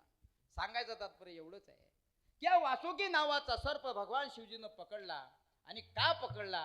त्याची पाठ खूप थंडी असते असं म्हणतात. आपण काही हात लावला नाही आणि हात लावायचा नाही. नाही तर मनसानबावचे चिखलीचे श्याम महाराज आले होते आणि त्याने सांगितलं साप पकडायचा, त्याची पाठ थंडी असते. म्हणून आम्ही महाराज प्रयोग करून पाहिला, त्याला पकडलं आणि त्यानं घेतला मुक्का. मग आता हो, त्या भानगडीत तुम्ही पळू नका. कारण तुकाराम महाराजांनी प्रमाण दिलंय. मी माझ्या बद्दलचं काहीच बोलत नाही, अनेक प्रमाण दिले जातात. हे बोल माझे मतीचे नवती गासाचे, कृष्णा उद्धव हिताचे सांगितले, ते मी साचे बोलिलो. हे बोल माझी मतीचे नवती गासाचे, कृष्णा उद्धव हिताचे सांगितले, ते मी साचे बोलिलो. प्रमाण आहे याला, म्हणून आपण मान्य केलं पाहिजे. आमच्या वाणीला काय किंमत आहे? आमच्या शब्दाला काय किंमत आहे? आम्ही जर बोलत असलो तर आमच्या शब्दाला काही किंमत आहे का? नाही. पण आमच्या वाणीच्या माध्यमातून ग्रंथाचं ज्ञान तुमच्यापर्यंत येत आहे, ही आमच्यासाठी सौभाग्याची गोष्ट आहे. आलं पाहिजे. म्हणून भगवान शिवजीनं वासुकी नावाचा सर्प आपल्या गळ्यामध्ये घेतला. त्याच्या पाठीनं सुदैवानं आपला हलाहल नावाच्या विषाचा दाह शांत होईन असा प्रयोग करून पाहिला, पण शेवटी झाला नाही. झाला नाही. गंगा जटेवर अवतारली, गंगेच्या पाण्यानं सुद्धा कंठ शिंत झाला नाही, शांत झाला नाही. सापानं सुद्धा कंठ शांत झाला नाही. मग परिणाम भगवान शिवजीनं विचार केला, जे काम गंगेनं केलं नाही, जे काम वासुकी नावाच्या सर्पानं केलं नाही, ते काम प्रभू रामचंद्राच्या नावानं केलं. म्हणून हरी हरी हरी मंत्र हा शिवाचा, म्हणती जे वाचा तया मोक्ष. विश्वमाऊली ज्ञानोबा रायाने हरिपाठात सांगितला. आपल्या गावात हरिपाठ करतात का? माता वर्ग करतात का? हात वर करा बरं, मी बक्षीस देतो तुम्हाला. कोण कोण करते? किती आहेत हरिपाठाचे अभंग? म्हणा मग तू कसा करता आला इथं? आम्हाला जर हरिपाठ विचारतो तू कसा करता आला इथं? पण तुमच्या माहिती करता मी तुम्हाला सांगतोय हरिपाठाचे अभंग किती आहेत. बऱ्याच ठिकाणी भ्रम होतो लोकांचा वाघ बाबा की हरिपाठाचे अभंग 28 आहेत. आपण ध्यानाचा अभंग पहिला म्हणतो, हा संप्रदायाचा नियम आहे. पण हरिपाठाचे अभंग 28 नाहीत. वा, बजाव टाळी. आता आपला एक शो चालू झाला आज. आता ताबडतोब चालता बोलता तुम्ही जर अचूक प्रश्नाचं उत्तर दिलं तर मी देईन तुम्हाला चांदीचं नाणं पुढच्या वर्षी. हरिपाठाचे एकूण अभंग आहे 27, पण आपण 28 संबोधतो. याचं कारण असं आहे की तुम्ही ध्यानाचा अभंग पहिला म्हणता, पण ध्यानाचा अभंग गात असताना त्याच्या पाठीमागचा शेवटचा जो शिक्का आहे, हा तुका म्हणे माझे, हेची सर्व सुख आहे. आणि आपला हरिपाठ चालू होतो, ज्ञानदेव म्हणे व्यासाची खुणा, द्वारकेचा राणा पांडवा घरी. तिथून चालू होतो, देवाचे द्वारी चौविधान त्रिगुण सार भावेन योगयाग साधू बोध, पर्वताप्रमाणे संताचे संगती विष्णुविन जप रामकृष्ण हरी. झाले 7 अभंग. मी 27 अभंग तुम्हाला एका मिनिटात म्हणून दाखवतो. उद्या म्हटलं नाही पाहिजे श्याम महाराज आले पण त्याचा हरिपाठ पाठ नव्हता. विठाला विठाला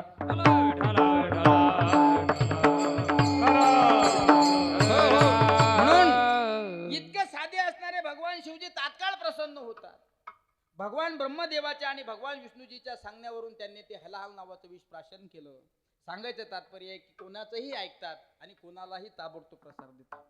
म्हणून जे काम गंगेनं केलं नाही, जे काम वासुकीनं केलं नाही, ते काम प्रभू रामचंद्राच्या नावानं केलं. म्हणून श्रीराम जय राम जय जय राम, भजन करी महादेव, राम पूजी सदाशिव. तिकडे अभयारण्यामध्ये 14 वर्षाचा वनवास भोगत असताना प्रभू रामचंद्र सीता माता आणि लखनजी रामायण आहे ते शिवजीचं नामस्मरण करताय. रामाने शिवजीचं स्मरण करावं आणि शिवजीने रामाचं स्मरण करावं, याला म्हणतात समन्वय. हा समन्वय असला पाहिजे. कारण रामाच्या नावात इतकी ताकद आहे, इतकी ताकद आहे. आपण पाहतो सीता मातेला शोधण्याकरता मारुती राया सैन्य घेऊन गेले आणि गेले समुद्राच्या काठावर. भगवान रामचंद्र म्हणू लागले, गड्या मारुती एक अभंग आहे. पहिला आला राम राणा लंका दिदली बिभीषणा नल नील जामुवंत मध्ये चाले रघुनाथ. मग आता हे नल नील नावाचे दोन राक्षस होते, म्हणजे त्यांचे वानरातले होते, म्हणजे ते दिसायला वानराच्या आकाराचे होते. मग आता प्रभू रामचंद्राच्या नावानं आपल्याला पलीकडल्या काठावर जायचं. मग आता काय करायचं? मग नल आणि नील हे दोन वानर पुढे आले काका. एकानं लिवायचं रा आणि दुसऱ्यानं लिवायचं म. रा आणि म मिळून ते चिटकवायचं. सुदैवानं प्रभू रामचंद्राच्या नावानं ती दगड तरत होते. इतके दगड तरत होते, इतके दगड तरत होते की श्रीलंकेत जाण्यापर्यंत पूल तयार झाला प्रभू रामचंद्राच्या नावानं. ही रामाच्या नावाची ताकद आहे. मग प्रभू रामचंद्र विचार करू लागले, नलानं नीलानं समुद्रावर दगड टाकले, ते तरले. मग प्रभू रामचंद्रानं इकडे तिकडे पाहिलं, मारुती राया कुठे, नलजी कुठे, बिभीषण कुठे, इकडे तिकडे पाहिलं. असं तुम्हाला सांगतो, गुळाचा खळा जर पुढे असेल तर काही लोक म्हणतात महाराजचं लक्ष आहे का लेक माझ्याकडे, लक्ष नसलं की खाऊन घ्यायचं. तसं प्रभू रामचंद्रांनी आजूबाजूला पाहिलं. पाहतात तर सगळे शांत होते. प्रभूला असं वाटलं की मला कोणी पाहत नाही. रामचंद्राने एक खळा घेतला आणि टाकून पाहिला. तो खळा गेला डायरेक्ट बुडात. आणि मारुती राया सहज हसू लागले. मारुती तू कधी आला? म्हणे प्रभू तुम्ही दगड टाकला तेव्हा. अरे रे सांगू नको म्हणे कोणाले, अपमान करतो का म्हणे मी देव आहे ना. तुम्ही ज्यावेळेस पाण्यामध्ये दगड टाकला त्यावेळेस तो दगड बुडाला, हे मी माझ्या डोळ्याने पाहिलं. त्यावेळेस प्रभू रामचंद्राने हनुमंतराला विचारलं, हनुमंता नलानं नीलानं माझ्या नावाचा उल्लेख त्या दगडावर करून ती दगड समुद्रामध्ये टाकली, ती तरंगली. पण मी माझ्या नावाचा दगड स्वतः टाकला, तो का नाही तरंगला? मारुती रायानं उत्तर फार सुंदर दिलं. तुझ्या नामाचा महिमा तुझ न कळे मेघश्याम. तुम्ही स्वतः जरी देव राम प्रभू असले तरी तुमच्या नामाचा महिमा तुम्हाला कळणार नाही. म्हणून राम प्रभू सुद्धा शिवजीच्या नामाचं स्मरण करत होते. म्हणून भगवान शिवजी इतकं भोळं दैवत आहे, इतकं भोळं दैवत आहे, तात्काळ प्रसन्न होणारं दैवत आहे. मला हे सांगायचं होतं की उपमन्याला आईनं दूध देण्यासाठी नाकार दिला. आई मला ओरिजिनल दूध मिळालं पाहिजे, याच्याकरता मी काय केलं पाहिजे? आई म्हणली बाळा कुत्रा कुत्र विठाला विठाला विठाला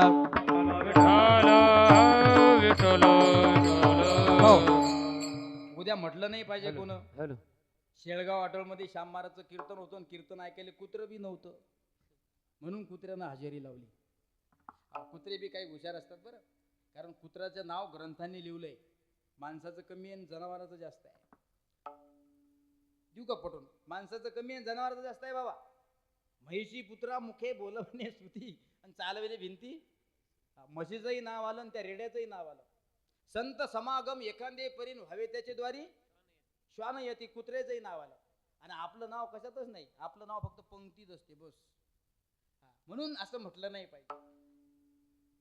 म्हणून कर्म धर्म सुदैवानं उपमन्या स्मरण करू लागला. भगवान शिवजी डोळे उघडले, पार्वती माता बोलू लागली, अगं हे तुमच्या नावाचं कोणीतरी स्मरण करते म्हणे, बघा ना कोण आहे. तर असं करता करता भगवान शिवजीनं इंद्राचं रूप धारण केलं परीक्षा पाहण्याकरता. कारण पूर्वीच्या काळामध्ये साधनेमध्ये तप शक्ती होती आणि देव आपली परीक्षा पाहण्याकरता यायचे. कारण भगवान शिवजीची परीक्षा घेण्यासाठी श्रीयाळ राजाचं चरित्र येतं. पंचवर्षी बाळ तुझा चिलाळ मासई सकळ देई मज. कोण म्हणते? पतिव्रता कांता नामते चांगुना अतिथी भोजना घाली नित्य. येरू म्हणे माझे शरीर हे रोगी नरमास वेगी देई मज. राजा म्हणे माझे मास मान्य करा न लगे उदारा मास तुझे. मग पंचवर्षी बाळ तुझा तो चिल्लाड असही सकळ देई मज. हे जरी प्रमाण वाटत असले तरी याचा भाव विरहणी प्रसंगातला आहे. रडसान तुम्ही. भगवान शिवजी पूर्वीच्या काळात होते श्रीराळ राजा आणि चांगुना. फार सुंदर चरित्र येतं. एवढं चरित्र सांगितलं तुम्हाला तर सकाळी काकडा करून मोकळं करीन इतकं चरित्र आहे. विठाला विठाला विठाला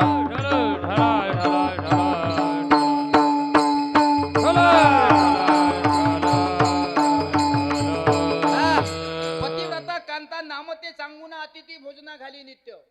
पतिव्रता होती ती चांगुना. मी सांगतोय तुम्हाला, मी भगवान शिवजीच सांगतोय तुम्हाला, पण आता हे विषय आठवतात म्हणून सांगतो. पतिव्रता होती आणि तिन्ही लोकांमध्ये चांगुनेची कीर्ती गेली होती बाबा. कारण आपल्या वारकरी संप्रदायामध्ये ज्या पतिव्रतेला प्रवीण दिल्या जातं, एक म्हणजे सती अनुसया माता आणि दुसरी सती पतिव्रता म्हणजे चांगुना. सुदैवानं लेकरू नव्हतं त्यांना, पण पतिव्रता होती. कीर्ती तिन्ही देवामध्ये गेली होती. सरस्वती माता, लक्ष्मी माता आणि पार्वती माता या तिघींना सुद्धा स्वरूपाचा अहंकार होता. माझ्या माय मावल्यांनो नीट लक्ष द्या. देवाने तुम्हाला सुंदर बनवलं. देवाने तुम्हाला सुंदर बनवलं. तुम्ही सुंदर आहात. दिले इंद्रिय, हातपाय, कान, नाक, डोळे, मुख, बोलाया वचन, जेणे तू तुळशी नारायण नासे जीवापन भव रोग गा. प्रत्येकाला प्रत्येकाचे इंद्रिय समरूपात दिलेले आहेत. पण काळ्यातला काळा माणूस असला तरी 3 टाइम आरशात पाहतो आणि गोऱ्यातला गोरा माणूस असला तरी 3 टाइम आरशात पाहतो. त्या पलीकडे बोलतो आपली सुरुवात सुद्धा आरशात पाहून होते आणि आपण झोपतो सुद्धा आरशात पाहून. कितीतरी वेळा आपण दिवसातून आरशात पाहतो. का? प्रत्येकाला प्रत्येकाच्या स्वरूपाचा अहंकार आहे की माझ्या एवढं सुंदर कोणीच नाही. झाला होता या तिन्ही देव्यांना अहंकार. पार्वती माता म्हणली माझ्यासारखी स्वरूपान कोण नाही. सरस्वती मैया म्हणली माझ्यासारखी देखणी कोण नाही. आणि लक्ष्मी म्हणली मी शेषात विराजमान असते. जगाच्या मालकाचे पाय माझ्या हातामध्ये आहेत. माझ्यासारखे सुंदर कोणी नाही. आले नारद महर्षी. नारायण नारायण. नारद फार खतरनाक असतात ते नारद म्हणजे तुम्ही 30 लोक एकत्रित बसा आणि एखादा नारद येऊ द्या, त्या 30 लोकांचा कार्यक्रमच करते तो. इकडे नसतील तो भाग वेगळा आहे. गावामध्ये जर सप्ताहाचा नियोजन करायचं असेल तर एखादा व्यक्ती येऊन बसतो, सांगतो नाही नाही हे असं करायचं नाही, हे असं करायला पाहिजे होतं. आता काय करावं, 30 तोंडाले बोलू देत नाही एकटा. आले नारद महर्षी. नारायण नारायण. पार्वती मैयाच्या चरणाला स्पर्श केला. सरस्वती मैयाच्या चरणाला स्पर्श केला. लक्ष्मी मातेच्या चरणाला स्पर्श केला. म्हणले तुम्ही स्वतःला फार सुंदर समजून घेता. कीर्ती आली म्हणले माझ्या कानावर. म्हणे कोण? पतिव्रता कांता नाम ते चांगुना. चांगुना नावाची स्त्री आहे, पतिव्रता आहे, दिसायला फार सुंदर वन आहे. मग आता पार्वती मातेनं सांगितलं आमच्यापेक्षा सुंदर आहे. हो म्हणे तुमच्यापेक्षा त्रिवार सुंदर आहे. ऐका, याच्यापासून एक सिद्धांत आहे. आपलं जे शरीर आहे माझ्या माय मावल्यांनो, हे नासक आहे, हे फुसक आहे, हे रोगाच आहे. शरीर दुर्गंधीचे सार नाही, अपवित्र शरीर आहे. तुम्ही 3 दिवस आंघोळा करू नका राजा हो. तुम्ही 3 दिवस जर आंघोळा केला नाही ना तर तुमचे शेजारी सुद्धा तुमच्या जवळ येऊन बसत नाही. का बसतात? म्हणून हे शरीर आपल्याला दिलंय तर स्वच्छ ठेवण्याकरता. याचं कारण असं आहे की शरीर नासक आहे, घाणेरड आहे. काम रक्त रेत दुर्गंधी जंतू नरक बुताने भरली रे. कानोबा कानोबा तुझी घोंगडी चांगली, अमासिका दिली मंगली रे. रक्त रेत दुर्गंधी जंतू नरकमुताने भरली रे. या सृष्टीमध्ये, या कष्टतर कलियुगामध्ये एकाचीच घोंगडी चांगली आहे आणि ज्याची घोंगडी चांगली आहे तो जगाचा मालक पांडुरंग परमात्मा आहे. जगाचा मालक.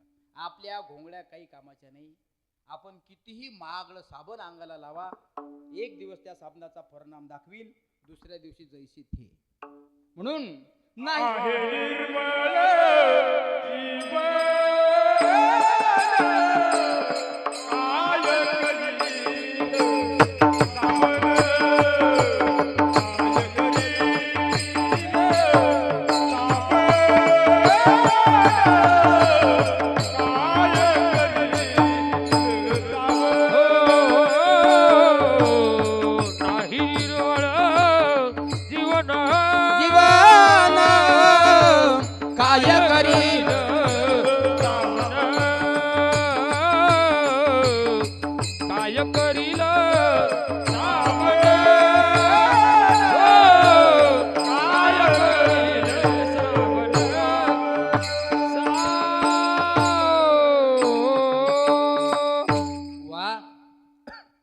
गावातील टाळकरी आहेत काही टाळी वाजवा यांच्याकरता. खूप सुंदर गोड कंठ आहे महाराजांचं. काय नाव आहे? विलास महाराज. वा, खूप सुंदर प्रमाण दिलं तंतुतन. मी सांगत होतो मंजन निर्मळ नसेल ते ठेवून बस खाली बडा. मंजन निर्मळ नसेल तर लाख रुपयाचं साबण लावून फायदा आहे का? का लावलं पाहिजे ते? शरीर स्वच्छ राहण्याकरता, शरीराचा दुर्गंध येऊ नये याकरता. या सृष्टीमध्ये फक्त देवाचं शरीर चांगलं आहे, आपलं नास काय, खूप नास काय. पण तरी सुद्धा आपल्याला आपल्या सौंदर्याचा, आपल्या स्वरूपाचा अहंकार आहे. आपण आपल्या स्वरूपाचा, सौंदर्याचा अहंकार कधी धरायचा नसतो. का? एक दिवस आजचा 25 वर्षाचा दिसणारा तरुण उद्याचा 65 वर्षाचा म्हातारा होणार आहे. विठाला विठाला विठाला.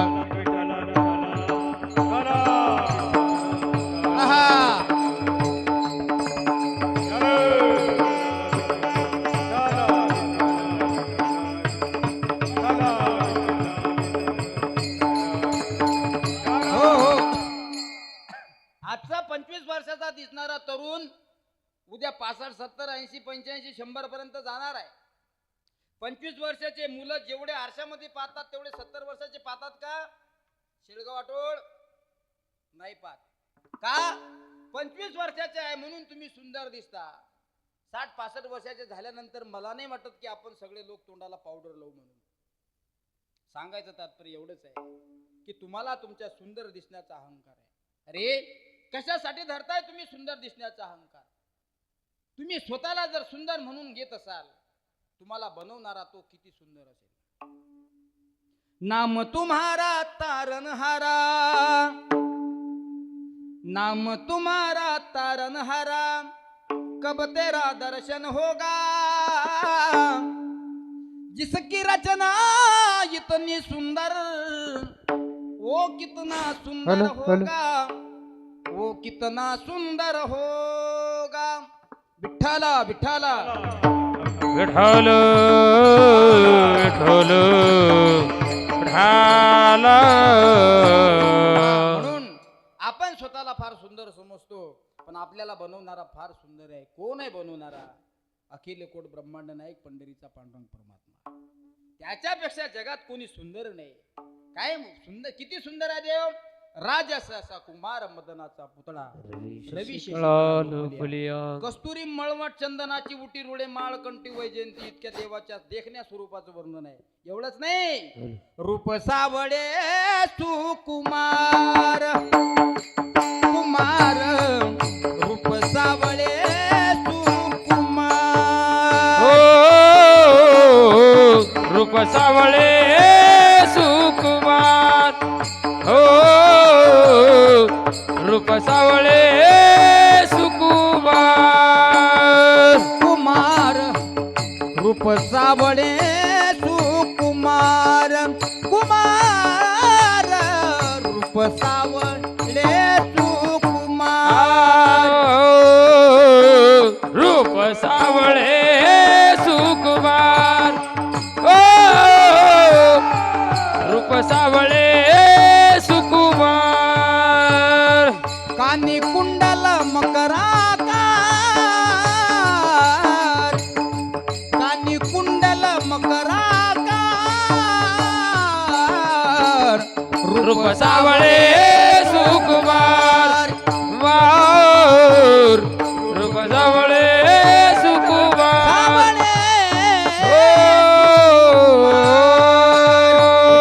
बारकुमाई बारकुमाई बारकुमाटा जय जय बारकुमाई बारकुमाई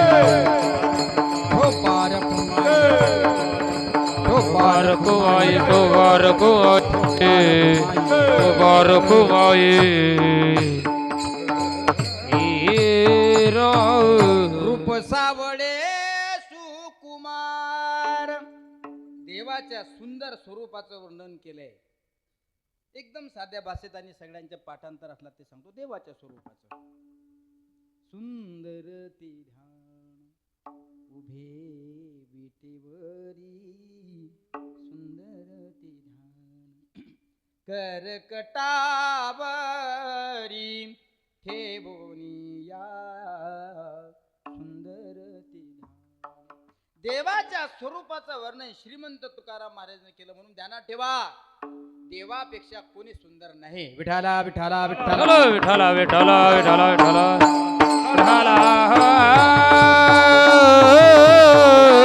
म्हणून नारद महर्षी आले आणि नारद महर्षीने सांगितलं आई साहेब पार्वती माता तुम्ही स्वतःला देखण्या सुंदर समजून घेता म्हणे माझ्या कानावर कीर्ती आले म्हणे पतिव्रता आहे तिचं नाव चांगून आहे.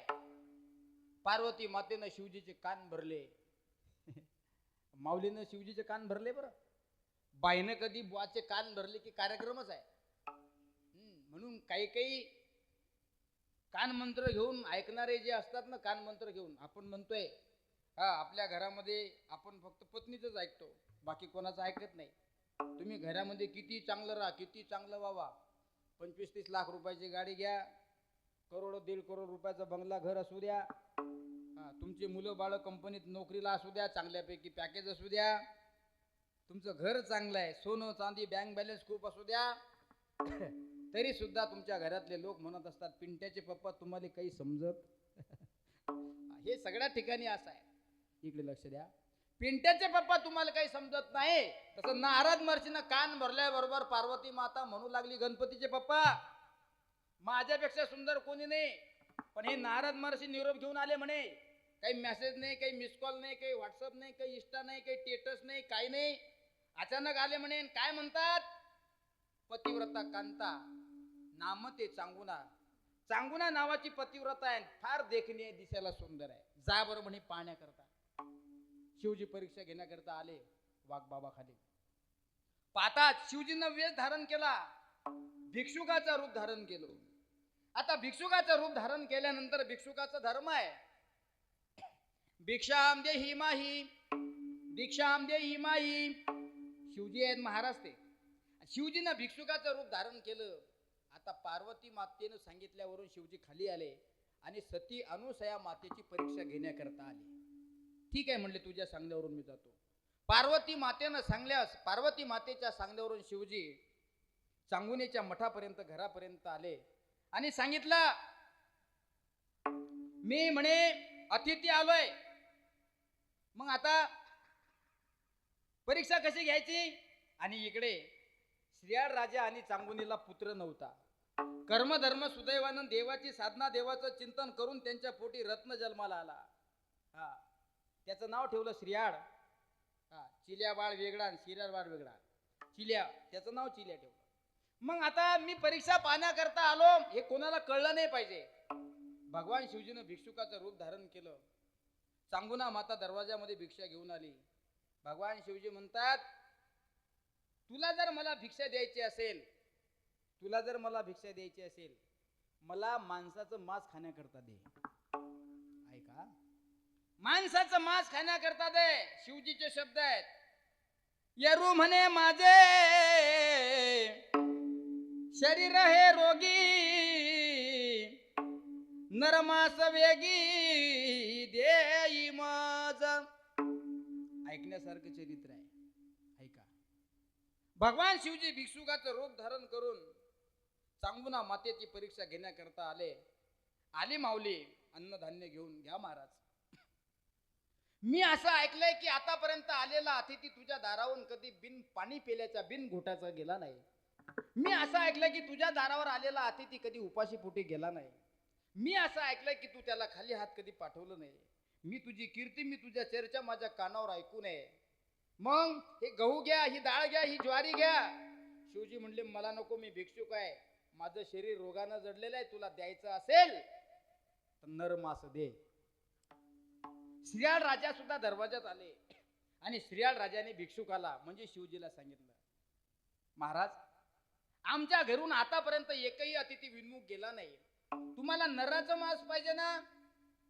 मग श्रीयाळ राजा बोलू लागला पार्वती मातेच्या सांगण्यावरून या ठिकाणी आले. चांगुनेनं विचार केला शिवजीनं विचार केला चांगुनेनं विचार केला जर हे अतिथी रूपी शिवजी वापस गेले तर आपलं पावित्र्य भंग होऊन जाईल. परीक्षा चालू आहे. आता काय केलं पाहिजे. राजा आले राजाने महाराजांना प्रणाम केला भगवान शिवजीला नमस्कार केला. पण ती सुद्धा चांगुना होती. पतिव्रता कोणाला म्हणतात माहित आहे? तुका म्हणे पतिव्रता तिची देवावरी सत्ता. हा? पतिव्रता नेनो अनेकाची स्तुती, सर्व भावे पती ध्यानी मणी. पतिव्रतेचं वर्णन केलंय. आणि पतिव्रतेचं वर्णन करत असताना चांगुनेनं ओळखलं, हा कोणी भिक्षुक नाही, हा भिक्षुकाच्या रूपात आलेला कोणीतरी देव आहे. पण ठीक आहे, तुम्ही परीक्षा पाहताना, चांगल्या लोकांची परीक्षा पाहत असताना कधी कधी देवाला सुद्धा पळून जावं लागतं. काय ते भक्त पण आणि काय ते देव पण. आले राजे बाहेर. श्रीयाळ राजा म्हणला, राजा राजा म्हणे माझे मास मान्य करा. राजा म्हणू लागला, माझं मास घ्या पण खाली हाताने जाऊ नका. भगवान शिवजी भिक्षुक म्हणाय, न लगे उदारा मास तुझे. भिक्षुक म्हणू लागला, राजा तू उदार आहेस, मला माहित आहे. मी तुला दान मागितलंय तर तू ताबडतोब तुझी मान कापून घेशील, पण मला तुझं मास नको. मग पंचवर्षी बाळ तुझा तो चिल्लाळ, मासई सकळ देई मज. बापरे, लाडा नवसान झाला. माझी कूस उजळली पाहिजे म्हणून अनेक देवादिकांचे मी उपवास नवस केले. आणि सुदैवानं माझ्या पदरामध्ये 5 वर्षाचं चिमुकलं लेकरू पडलं. त्या लेकराचं मांस मला पाहिजे असं कोण म्हणतंय? शिवजी भिक्षुकाच्या रूपात आले.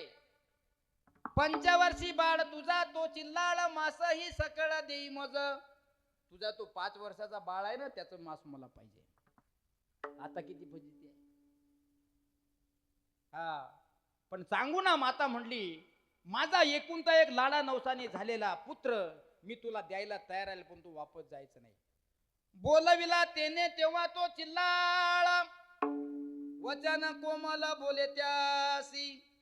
भाषा समजते ना? आपल्या घरात जर आवडीचं लेकरू असलं ना, ते गल्लीत खेळत असलं तर माय त्याला आवाज देते, सोन्या, ओ सोन्या. लगेच ते तिकडून आवाज देते, थांबवा मम्मी, थोडसं खेळून लायलो ना मी. थोडस खेळणं झालं की येतो. ये बाळा, तुझ्यासाठी चहा बिस्किट ठेवलेलं आहे. हो ना, आलोच मी. वचन कोमल बोले त्याशी.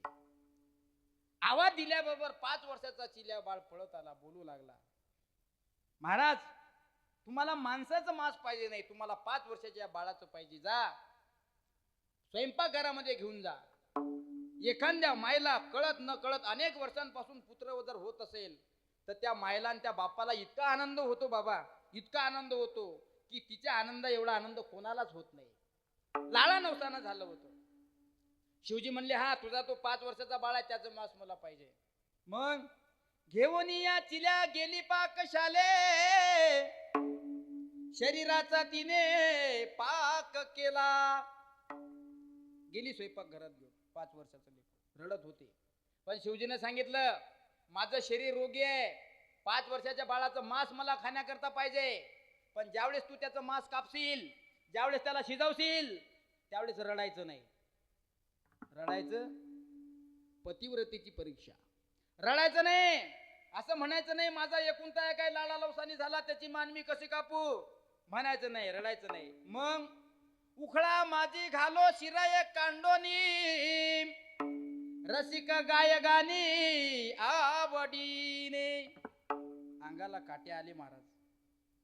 5 वर्षाचं असणारं लेकरू, त्याचा तलवारीनं मान कापायची, त्याच्या शरीराचे खंड खंड करायचे, त्याचं मुंडकं उखळामध्ये टाकायचं, एखाद्या माऊलीनं वाळलेल्या मिरच्याचं मिरकूट तयार करावं, त्या पद्धतीनं गाणे म्हणून ते कुटावं. आहे का शक्य? पण पतिव्रतेची परीक्षा पाहण्याकरता भिक्षुकाच्या स्वरूपात आलेले भगवान शिवजी घाबरू लागले. आता अरे बापरे, मोठे खराब काम आहे.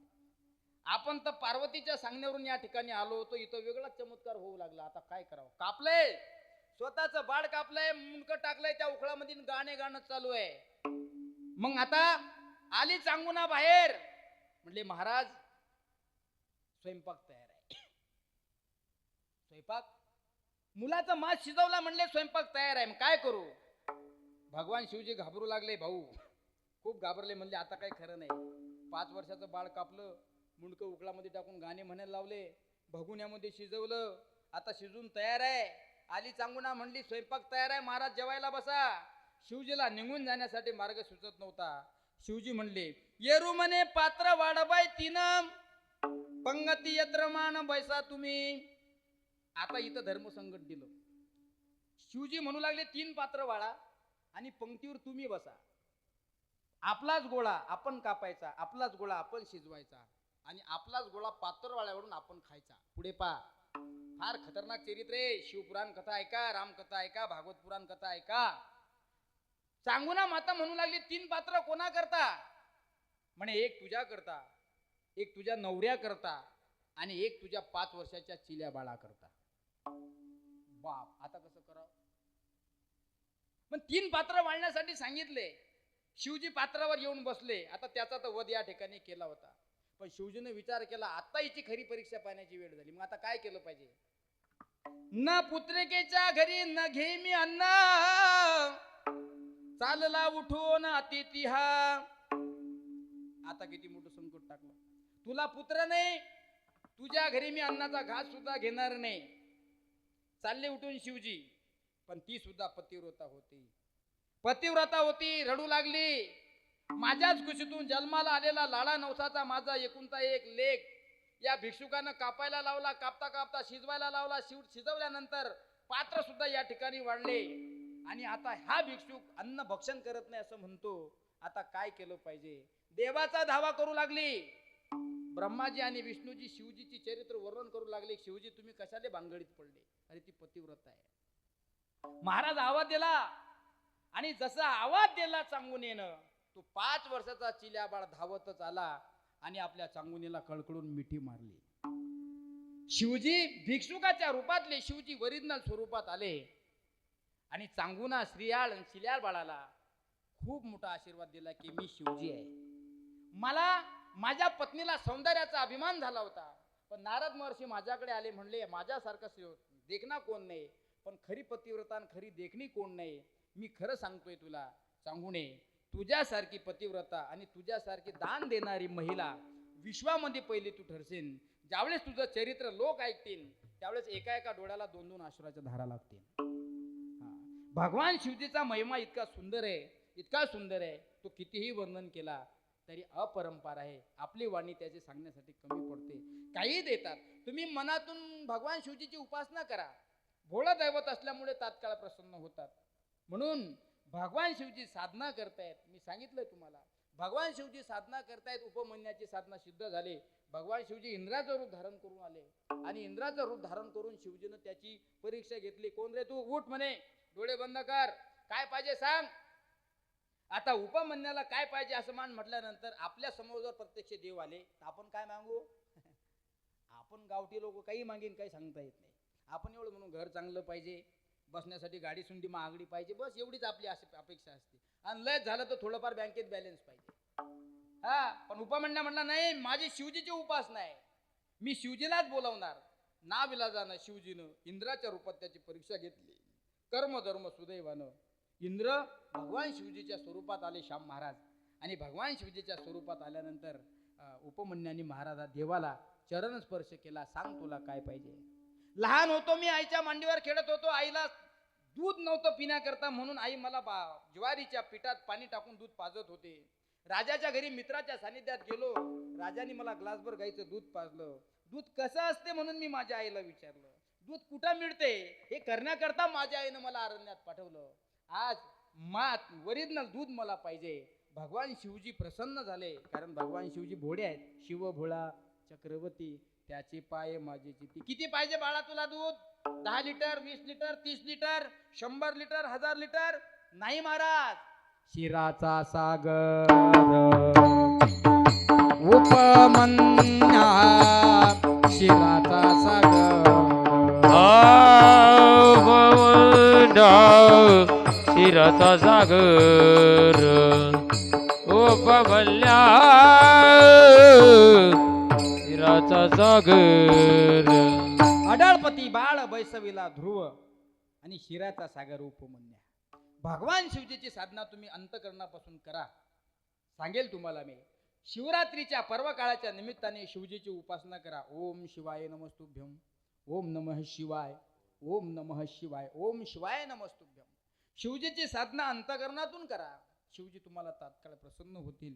इतकं तात्काळ प्रसन्न होणार आहे. काय कमी आहे त्यांच्याकडे? चक्रवर्ती आहेत ते. फक्त त्यांच्याकडे जात असताना तुमच्या जोड जे आहे ते टाकून गेलं पाहिजे. कारण धर्म अर्थ काम मोक्ष शिव देखता प्रत्यक्ष. अहंकार म्हणून जर देवाच्या देवळात जात असाल तर देव प्रसन्न नसते होत. अहंकार म्हणून जर देवाच्या देवळात दर्शनाकरता जात असाल तर देव प्रसन्न होत नाही. देव म्हणतो माझ्याकडे जर येत असाल तर चपला बाहेर काढायच्या, छाती अंदर दाबायची, खाली वाकायचं आणि मग मंदिरात यायचं.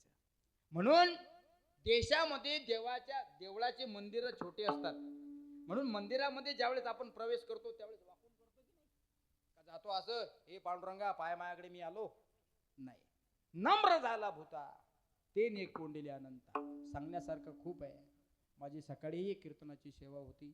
आजही आमचे अशोक बाबा वाघ यांच्या खूप विनंतीवरून आग्रापोटी या ठिकाणी आलो. मी नाही म्हटलो होतो त्यांना, पण ते म्हणले मानसिंग भाऊ, त्र्यंबक हे जे कबले भाऊ आहेत हे गुजरातहून आले.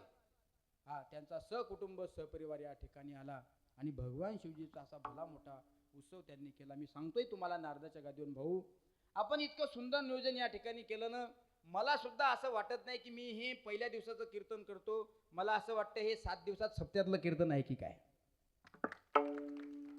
कारण पहिल्या दिवशी कीर्तन करणं म्हणजे सप्त्यातलं कीर्तन नाही, पण मला असं वाटते की मी सप्त्यातच कीर्तन करून राहिलो की काय. सगळ्या महाराष्ट्रामध्ये कीर्तन करण्यासाठी जातोय, पण आपल्या गावातील माता वर्ग, पुरुष वर्ग, माझ्या वडिलाप्रमाणे, भावाप्रमाणे, आईप्रमाणे बहुसंख्येने आपण लोक उपस्थित आहात. आणि पूर्वीपासून आपल्या गावामध्ये सप्ते सुद्धा चांगले होतात. म्हणून असे सुंदर नियोजन जर भाऊ सारखे लोक करत असतील, सांगतोय तुम्हाला श्रीमंत आहेत दादा नव्हते घरी, काही कमी नाही. सांगितलं माझा आणि त्यांचा थोडा विषय झाला. ते म्हणले महाराज सगळं काही नशिबावर आहे आणि सगळं काही कर्मानं होतं. जे जे योगायोग घडून येतात ते योगायोग घडून येतच असतात. तुमच्याकडे जर धन असेल तर त्या धनाची शुद्धता जर करायची असेल तर ती अखंड हरिनाम सप्ताह किंवा कीर्तनाच्या माध्यमातून केली पाहिजे. तुमच्याकडे असतील करोड रुपये, त्या करोडपैकी कमीत कमी 1 लाख रुपये देवाच्या देवळा करता असले पाहिजे. करोड रुपये शुद्ध होतात. कारण दानानं धनाची शुद्धता होत असते. तुम्ही श्रीमंत आहात, पण तुम्ही जर इतरांसाठी धार्मिक कार्यासाठी खर्च करत नसाल, आग लागू तुमच्या श्रीमंतीला. पण आज मला खूप अभिमान आणि आनंद वाटला की आपण सहकुटुंब सहपरिवार एवढा मोठा कार्यक्रम या ठिकाणी घडून आणला. आणि या महाशिवरात्रीच्या पर्व काळावर सोपं नाही काका नियोजन करणं. साऊंड सिस्टीम, गायक वादक, टाळकरी वाजवणारे, गाणारे, कीर्तनकार आणि सगळे श्रोते मंडळी एकत्रित करणं हे सोपं नाही. पण अशी दिवसेंदिवस पांडुरंग परमात्मा भगवान शिवजी तुम्हाला तुमच्या कुटुंबाला बुद्धी देत राहो आणि जेणेकरून तुमच्या हातातून सत्कर्म संप्रदायाची शेळा घडत राहो. देश धर्म संप्रदायाची सेवा तुमच्या हातातून झाली पाहिजे. मी सुरुवातीला सांगितलं की आपण गेल्यानंतर सुद्धा लोकांनी आपलं नाव घेतलं पाहिजे की कोणीतरी होते, फार मोठा कार्यक्रम घडून ते आणत होते. आणि तुमचं सुद्धा पैशाचं सहकार्य नसलं तरी चालेल माझ्या मायमावल्यांनो, पण ऐकण्याच्या निमित्तानं आपण येऊन बसलंच पाहिजे. म्हणून आज सांगण्यासारखं खूप आहे. आमचे अशोक बाबा वाघ यांनी प्रेमापोटी या ठिकाणी आलो. मृदंगाच्या साथीला महाराष्ट्रातील सुप्रसिद्ध मृदंगाचार्य ज्यांची महाराष्ट्रामध्ये थाप आहे, खूप नावाजलेलं व्यक्तिमत्व आमचे श्यामजी महाराज गालट, त्यांना तिकडे दुसरीकडे कार्यक्रम होता. पण मी आग्रह केला की महाराज तुम्हाला यावंच लागतंय. ते म्हणले नाही गुरुजी मला जायचं आहे. म्हणलं या. माझ्या विनंतीला मान देऊन आज महाराष्ट्राची प्रसिद्ध थाप आपल्या शेळगाव आठवळ गावामध्ये आली. त्यांच्याकरता जोरदार टाळ्या वाजवा. तसाच गायनाच्या साथीला आमच्या परिसराचं वैभव, आमचे सहकारी परममित्र गायन कंठ कोकिडेसारखा ज्यांचा आवाज आहे, शिवदास महाराज रक्ताडे ही सुद्धा उपस्थित आहेत. आपल्या गावचे भूमिपुत्र साखरेप्रमाणे ज्यांचा कंठ गोड आहे, विलासजी महाराज हे सुद्धा उपस्थित आहेत. पहारेकरी बाबा, गावातले सर्व टाळकरी मंडळी, वयोवृद्ध, आपण 2 तासापासून मला ऐकत आहात. मला माहीत आहे थंडी वाजत आहे आणि आता वेळही आपली झाली, म्हणून आता जास्त कीर्तन लावून काही उपयोग नाही. तसा मी नियमाचा फार पक्का आहे. 8:30ला कीर्तन चालू झालं, आता 10:30 वाजले. आता तुम्ही गोदडी हॉस्पिटलमध्ये ॲडमिट झाले तरी हरकत म्हणून पुन्हा एकदा आपण सगळ्या कुटुंबांनी मला या ठिकाणी बोलवलं आणि तुमची भेट अशोक बाबा वाघ, मानसिंग भाऊ कबले, रमेश भाऊ कबले यांच्या माध्यमातून माझं तुमचं दर्शन झालं. अशीच आपल्याकडून सेवा घडत राहो. पांडुरंगाच्या चरणी प्रार्थना करतो. यथामते तावका संकल्पित वेळेमध्ये झालेली सेवा योगीराज समर्थ गजानन महाराज, श्रीमंत तुकोबा, विश्वमौली ज्ञानोबा, मौनी बाबा, तुम्ही सर्व शेळगाव वाटोळ ग्रामस्थ यांच्या चरणावर समर्पण करतो. बोलण्याच्या आवेशामध्ये बोलता बोलता चुकीचे शब्द निघाले असतील तो बुद्धीचा दोष, आणि घेण्यासारखं काही असेल ते श्री गुरु गजानन महाराजांचं अभंग 4 चरणाचे आहे. म्हणून शिवभोळा चक्रवर्ती त्याचे पाय माझे सिद्धी वाचे वदता, शिवनाम तयानुवादी क्रोधका, धर्म अर्थ काम मोक्ष शिव देखता प्रत्यक्ष, एका जनार्दनी शिव निवाडी कडी काळाचा वैव. शिवजीची साधना शिवजीची उपासना करत राहा. शिवजीची साधना उपासना केल्यानंतर जो आपल्याला नेण्याकरता येतो तो त्याच्या भयापासून आपण मुक्त होतो. अभंगाचं शेवटचं चरण, एका जनार्दनी शिव निवाडी कडी काळाचा भेव. ज्ञानेश्वर माऊली ज्ञानराज माऊली तुकाराम, ज्ञानेश्वर माऊली ज्ञानेश्वर माऊली ज्ञानराज माऊली तुकाराम. आपण गेल्या 2 तासापासून मला ऐकत आहात. माझी विनंती आहे तुम्हाला की ज्यांना ज्यांना हात आहेत त्यांनी असे हात वर करा, दिसू द्या.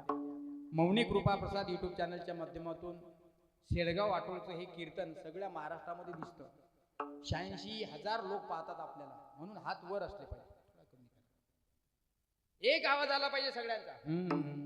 तुले हरी का नाम विठ्ठल पांडुरंगा, तुले हरी का नाम विठ्ठल पांडुरंगा, तुले हरी का नाम विठ्ठल पांडुरंगा, तुले हरी का नाम विठ्ठल पांडुरंगा, विठ्ठल पांडुरंगा, विठ्ठल पांडुरंगा, विठ्ठल पांडुरंगा, विठ्ठल पांडुरंगा, विठ्ठल पांडुरंगा, विठ्ठल पांडुरंगा. हा ओम नमः शिवाय, हरि ओम नमः शिवाय, ओम नमः शिवाय, ओम नमः शिवाय, हरि ओम नमः शिवाय, हरि ओम नमः शिवाय, ओम नमः शिवाय, ओम नमः शिवाय, हरि ओम नमः शिवाय, हरि ओम नमः शिवाय, ओम नमः शिवाय, ओम नमः शिवाय, हरि ओम नमः शिवाय, हरि ओम नमः शिवाय. पुंडलिकावरती हरि श्री ज्ञानदेव तुकाराम. नमः पार्वती पते हर हर हर महादेव. सद्गुरु गजानन महाराज की जय. छत्रपती शिवाजी महाराज की की जय. विठाल जय जय. जय विठ्ठल जय जय विठ्ठल. आ बोलेलेली करू वेडे वाकोडे ओतरे, हा नाही विचारिला अधिकार व्यापुला.